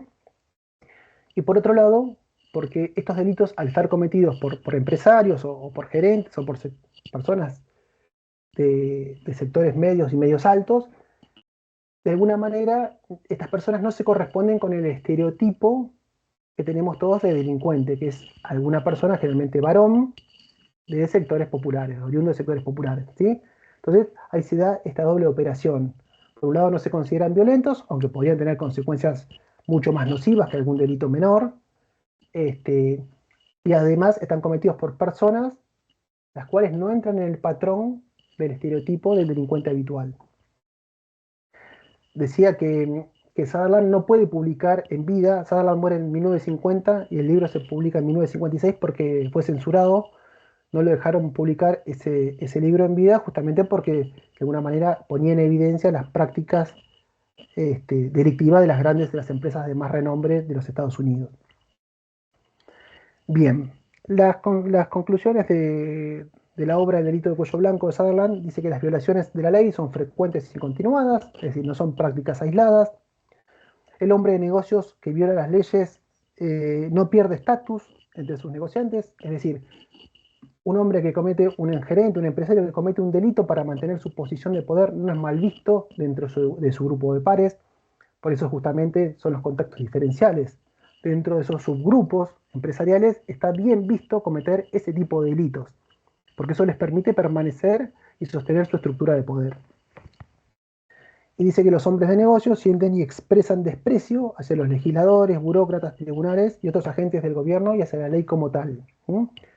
Y estos tres aspectos, dice Sutherland, que son compartidos tanto por los hombres de negocios, por estos grandes empresarios, como por los ladrones de poca monta, ¿sí? Este desprecio que sienten también hacia la ley y hacia la policía y hacia los estrados judiciales. Bien. Y entre estas similitudes, entre los hombres de negocios y los ladrones profesionales, dice que el hombre de negocios sí se considera a sí mismo un transgresor de la ley, porque sabe, es consciente que el hecho que está llevando a cabo está sancionado legalmente, pero piensa que las leyes están mal hechas, o que al menos no deberían delimitar su radio de acción, aunque sí podrían limitar el de otros competidores, ¿sí? Diciendo, bueno, yo sé que esto está mal, pero yo igual lo hago. Ahora, lo que no quiere que el Estado, o en este caso las leyes, se inmiscuyan en su actividad profesional o en su actividad laboral, pero son conscientes que eso está penado por ley. Y la diferencia con el ladrón de profesional o el ladrón de poca monta, el ladrón del estereotipo, dice que no se considera a sí mismo un delincuente, justamente porque él no responde al estereotipo popular del delincuente. Esto que decíamos, generalmente son varones, oriundos de los sectores populares. Si pensamos en una figura de delincuente en la actualidad, también podemos pensar en este estereotipo que de alguna manera ha ido delimitando, como nos comentaba Fabián en el encuentro anterior, ¿sí? Todos esa regularidad que encuentran entre determinadas personas de las clases populares podría ser asociado tranquilamente al estereotipo convencional de delincuente, y es algo que también se va a retomar en el próximo encuentro. Bien, y ya para ir cerrando, acá tenemos una ilustración del humorista e ilustrador Miguel Rep, que ilustra un texto que se llama La cuestión criminal. Es un libro de Zaffaroni, ahora no recuerdo el año, creo que es el 2009, y es una mesa de café donde hay 5 personas hablando, tratando de, como puede pasar en cualquier mesa de café, tratando de buscar una explicación acerca de qué es lo que genera delito, ¿no? Qué es lo que genera una acción delictiva. Y uno de los comensales ahí dice: ¿qué querés con todos estos cabecitas y negros ensuciando toda la ciudad? Esa podría ser una alocución propia de lo que sería la teoría de la desorganización local, ¿sí? Esta inmigración que produjo un desorden en las grandes ciudades. Otro dice: y la mayoría se cría en las villas y salen todos narcos y chorros. Y ese podría ser un argumento de la teoría de la asociación diferencial, esta que vimos recién con Sutherland, que el delito se aprende tanto en los sectores altos como en los sectores bajos, ¿sí? Entonces el que crece en una villa necesariamente, según esta teoría, podría aprender más fácilmente a cometer delitos. Otro dice, lo que pasa es que miran los lujos y las minas y autazos por la tele y después quieren todo eso. Ese podría ser un argumento explicativo de la teoría de la atención de Merton. Este desfasaje entre los valores culturalmente deseables y las posibilidades reales de alcanzarlo. Otro dice, la culpa la tienen las familias y la falta de educación. Ese podría ser un argumento válido desde el punto de vista de la teoría del control, este que decíamos de Hirschi, este control externo de las instituciones cuando falla. Y otro dice, acá cada uno tira para su lado, el individualismo es el problema viejo, y eso podría englobarse dentro de lo que son las teorías del conflicto, que hoy no la vimos, pero bueno, tiene que ver con esto, con pensar en la sociedad más en términos conflictivos. Y abajo de todo dice, bueno, gato que observa el sentido común. Piensen en esta imagen para pensar también en la complejidad de la criminología o las criminologías. Estamos hablando solamente de una sola escuela, que sería la escuela estructural funcionalista, ¿sí? Y dentro de esa escuela hay una multiplicidad de teorías que cada una tiene su propia visión de qué es lo que genera delito. Así todo, estas teorías comparten algún núcleo central, ¿sí? Que son los postulados funcionalistas. Pero cada una de estas teorías tiene una explicación distinta. Y si uno solamente leyera solo una de esas teorías, casi que podría coincidir. Bueno, esta teoría me parece que está bastante bien. Ahora, cuando leo otra, dice, no, pero esta también tiene una buena explicación del fenómeno delictivo. Y así sucesivamente. Perdón, quería pasar para acá. Quería salir. Para pensar un poco en la complejidad de la criminología y las criminologías, es esto. Dentro de una misma escuela hay un número importante de teorías que cada una de estas teorías tiene una visión distinta y una explicación distinta acerca de qué es lo que genera delito. ¿Sí? Y en ese sentido, eso le agrega complejidad a esta disciplina. Bien, bueno, hasta acá estamos con la presentación. Tenemos unos 20 minutos para preguntas, para charlas. Tenía algún dato acá para pensar en esto del delito cuello blanco. Esta semana consulté datos de personas detenidas en la provincia de Buenos Aires, casi 60.000 personas detenidas. ¿Saben cuántas personas están detenidas por delitos vinculados a delitos de cuello blanco? Pueden arriesgar, ¿eh? Quiero arriesgar a un número muy bajo, pero capaz Decí, a ver. ridículo. 10. Bueno, depende del delito, mirá. Un poquito más, pero bueno.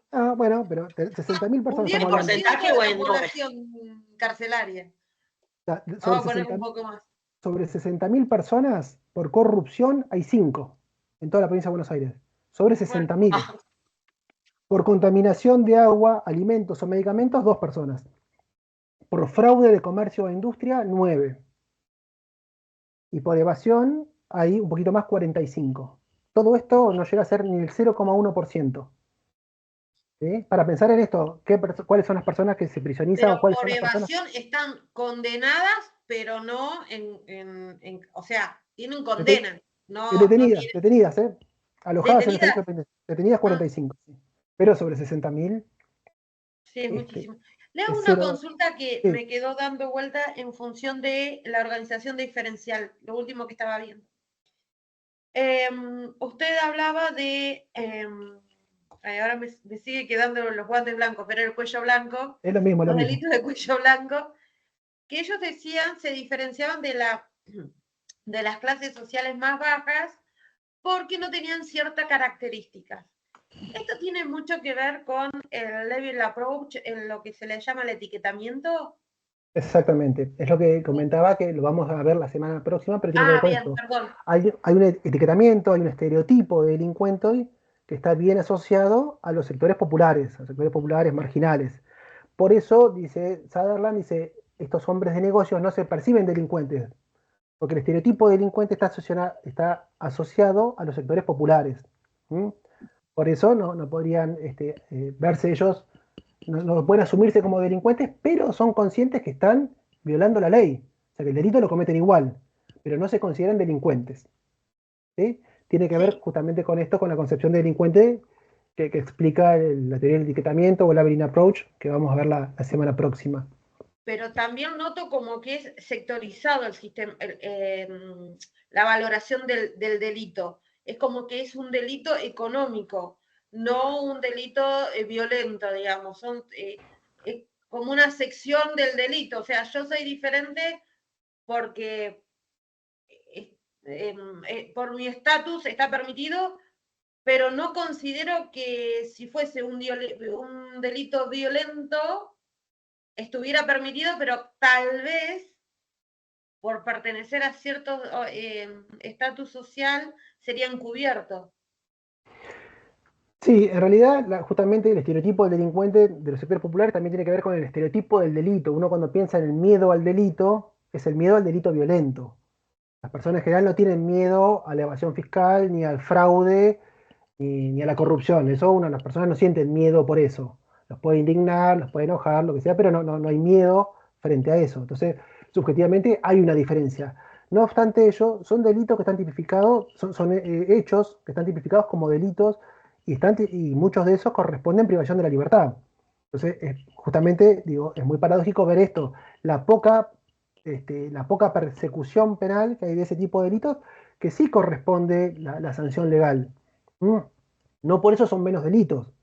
Quizás en las representaciones sociales generan menos aversión. Menos impacto social, digamos. Claro, menos impacto social. Pero bueno, hay que ver, ¿eh? Una contaminación importante, por ahí tiene mayor daño social de alguien que contamina, no sé, una minera que contamina todo el curso de un río donde viven varias localidades, tiene mayor impacto que alguien que va y roba una bicicleta, cortando un candado.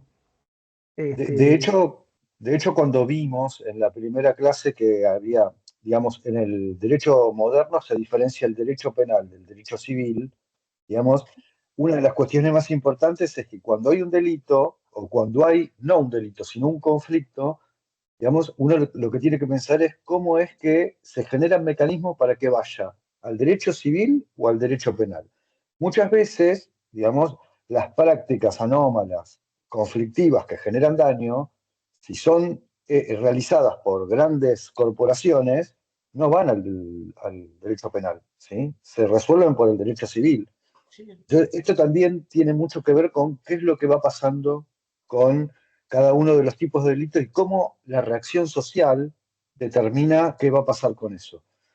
Y otra cuestión que sí creo que es una crítica a la mayor parte de las teorías criminológicas, es que la mayor parte de las teorías criminológicas se preocupan por el delito, básicamente, no por la violencia en términos delictivos, sino por la propiedad, ¿sí? Entonces, están muy vinculadas a los delitos de propiedad.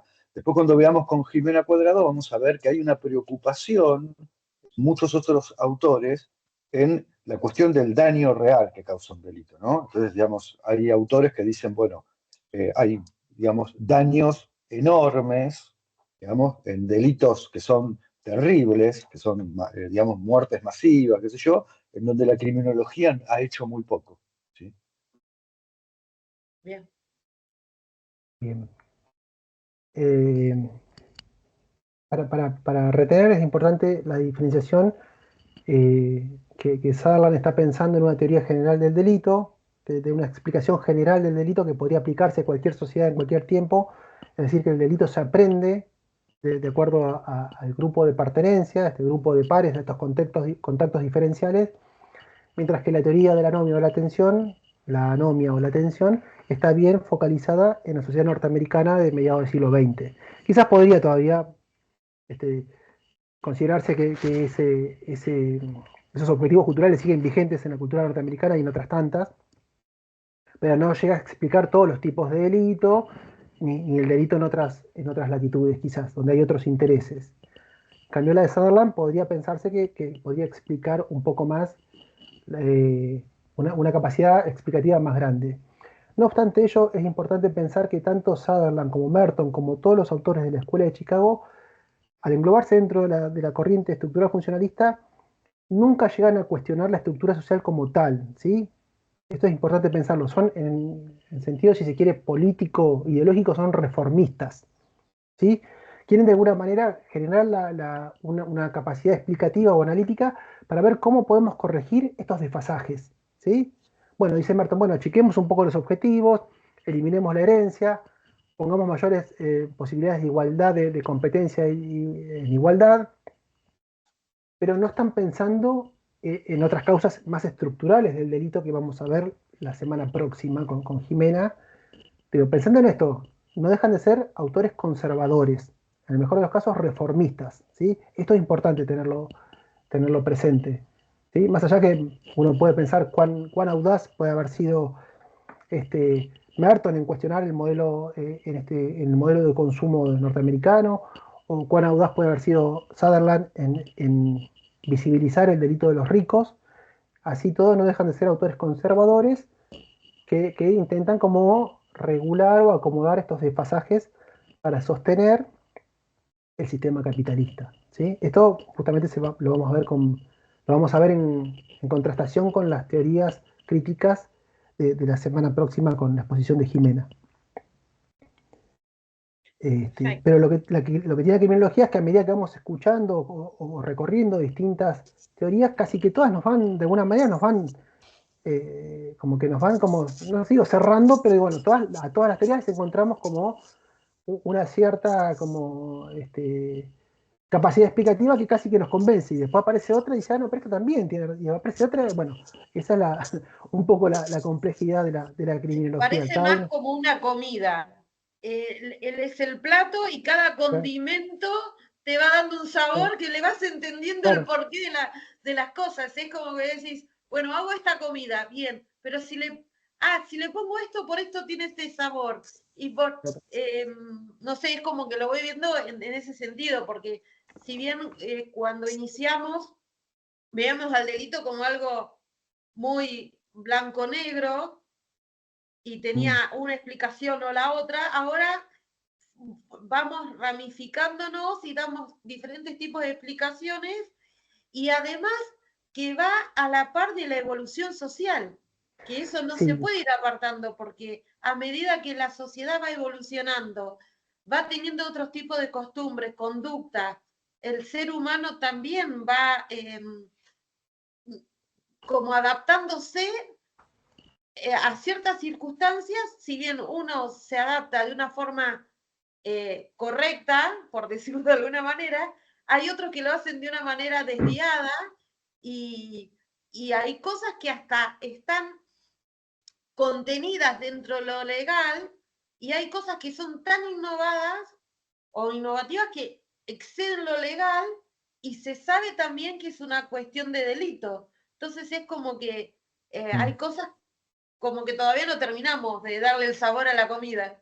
No, pero es importante también pensar que si bien cronológicamente las vamos como enumerando, las vamos comentando a partir de como fueron surgiendo cronológicamente, una no termina de superar completamente la anterior, y después lo vamos a ver la semana que viene cuando cerremos, que algunas tienen como contraposiciones muy importantes en términos, si se quiere, epistemológicos, de cómo se concibe el conocimiento, cómo se concibe la cosmovisión del mundo. Muchas de estas son bastante incompatibles entre sí. Entonces no es que se va agregando y una va superando a la otra y se va como incrementando la capacidad explicativa, sino que algunas tienen como premisas muy distintas a las otras, casi que son antagónicas. Eso también es algo para tener en cuenta, como que no es un desarrollo lineal donde se va como incrementando la capacidad explicativa. Algunas son muy, muy contradictorias con otras. Y eso es lo que le agrega la complejidad, ¿no? Ahí lo en el último, cuando terminemos de presentar todas las grandes escuelas, estas grandes 4 escuelas en donde están sintetizadas toda esta cursada, al final de eso vamos a hacer como una mini presentación para ver cómo se posicionan estas grandes escuelas. Bien, ¿alguna pregunta, alguna duda, algo que haya pasado muy rápido, algo que no se entendió? ¿No? Bien. Yo ya cuestioné bastante, así que mantengo el silencio. No hay problema. Estaba pensando si tenía algún otro comentario. ¿Hay algún comentario? Aprovecho para mostrar algunos libros que creo que son fundamentales. Se los recomiendo en términos como para el que quiera ampliar. Uno ya se los comentamos. No sé si se ve el derecho o al revés. Sí, se ve. Este libro es, digamos, un manual de criminología hecho por Gabriel Anitúa, argentino, se los recomiendo porque es muy completo, ¿sí? El que quiera, digamos, profundizar en criminología, este libro es bárbaro, es muy accesible, tiene muchas reediciones, así que lo van a encontrar. Otro de los libros es un clásico, ¿sí? La nueva criminología. Es una traducción que ya tiene también muchas ediciones y es un resumen de todo lo que estamos viendo actualmente, digamos, en este curso. Así que también les va a servir mucho, quizás inclusive les sirve antes de la lectura de Anitúa. Pueden leer este y después Anitúa y van a tener un panorama muchísimo más completo. Y después recomiendo dos que tienen que ver. Uno es para aquellos que trabajan en prevención del delito, o que quisiesen trabajar en prevención del delito. Aunque parezca mentira, hay trabajos muy serios a nivel científico sobre prevención del delito. Hay uno que está derivado de muchos trabajos que vienen desde la Escuela de Chicago en adelante, hacen una compilación de todos esos trabajos para ver qué funcionó y qué no funcionó en la prevención del delito. Está en inglés, ¿sí? Pero es prevención del delito basado en evidencia, ¿sí? De Farrington, Welsh y Sherman y Mackenzie. Son autores reconocidos a nivel mundial, ¿sí? Esto es para alguien, no hay una traducción al castellano todavía, pero este es un libro, digamos, fantástico para aquellos que quieran ver prevención del delito. Y si alguno está trabajando en ejecución de la pena, ¿sí? Generalmente les van a dar a Foucault o ese tipo de trabajos. Yo les recomiendo que antes de meterse con Foucault, digamos, lean a Sykes, ¿sí? Es un autor que ha tenido una traducción actual. La Academia Argentina se lo ha perdido durante décadas, aunque yo tenía la versión en inglés en su momento, porque hizo foco en Foucault y no hizo foco en este autor, ¿sí? Es como una contraparte de la mirada de Foucault. Foucault es más historiográfico y Sykes es más sociológico y etnográfico. Así que, digamos, es un autor que es muy importante para aquellos que quieran ver de alguna manera cómo se pueden explicar los funcionamientos de las instituciones como una cárcel, ¿sí? Bueno, estos son los chivos, de alguna manera, de los libros. Bien. Bueno, para este módulo hay dos lecturas, una que tiene que ver con, son dos, una lectura sobre la teoría de la atención o de la anomia, y otra que tiene que ver con la teoría de la asociación diferencial de Sutherland. Quizás los textos, nosotros tenemos hay una condición en la escuela judicial que los textos tienen que ser abiertos, no pueden estar regulados por derechos de autor, entonces quizás la selección de los textos, a veces no pueden ir los originales porque todavía tienen alguna cuestión ahí limitante de derechos de autor intelectual, etc. Entonces tuvimos que buscar textos que estén abiertos, que estén disponibles. Quizás no, por eso no son a veces los originales, ¿no? Pero aquellos que quieran buscar tienen la bibliografía en el programa y pueden ir a buscar los textos originales a aquellos que les interesa, o en este caso el libro de Anitúa también está se consigue en formato PDF, no lo podemos subir por una cuestión de derecho de autor, pero también lo tenemos, si a alguno le interesa, se lo podemos mandar por mail, es pesado, pero se lo podemos mandar, pero no lo podemos subir a la plataforma, ¿sí? Pero bueno, cualquier material que necesiten o les interese, nos dicen, y si no lo tenemos, los ayudamos a buscarlo. Bien, si no hay comentarios, sugerimos que sigan haciendo los controles de lectura. ¿Y vienen bien con eso? ¿Los probaron? ¿Pudieron probar algunos de esos? Perfecto. Bien. Y bueno, la semana que viene tenemos el último encuentro. Y ya después viene el examen. Así que nos estaremos viendo el próximo jueves a las 17 horas. Cualquier cosita, Bien, cualquier duda. Consulta. Sí. El jueves que viene entonces es la última clase y el examen, el cierre examen sería el próximo. El otro jueves, claro. Perfecto. No tengo la fecha a mano. Hay dos fechas, recuerden que hay dos fechas de examen, ¿sí? Está el jueves siguiente a la última clase y uno más para recuperar. Perfecto, claro, muchas gracias. el jueves 3 sería el primer examen, la primera fecha, y el jueves 10 el recuperatorio. Si alguien no se puede presentar el 3, no pasa nada, va directamente al 10, tiene una oportunidad menos, pero bueno. Pero eso no influye en la nota ni nada. Perfecto. ¿Bien? Muchas gracias. Bueno, muchas gracias. Hasta el jueves que viene. Muchas gracias a todos. Hasta luego. Chao. Muchísimas gracias. Hasta el jueves.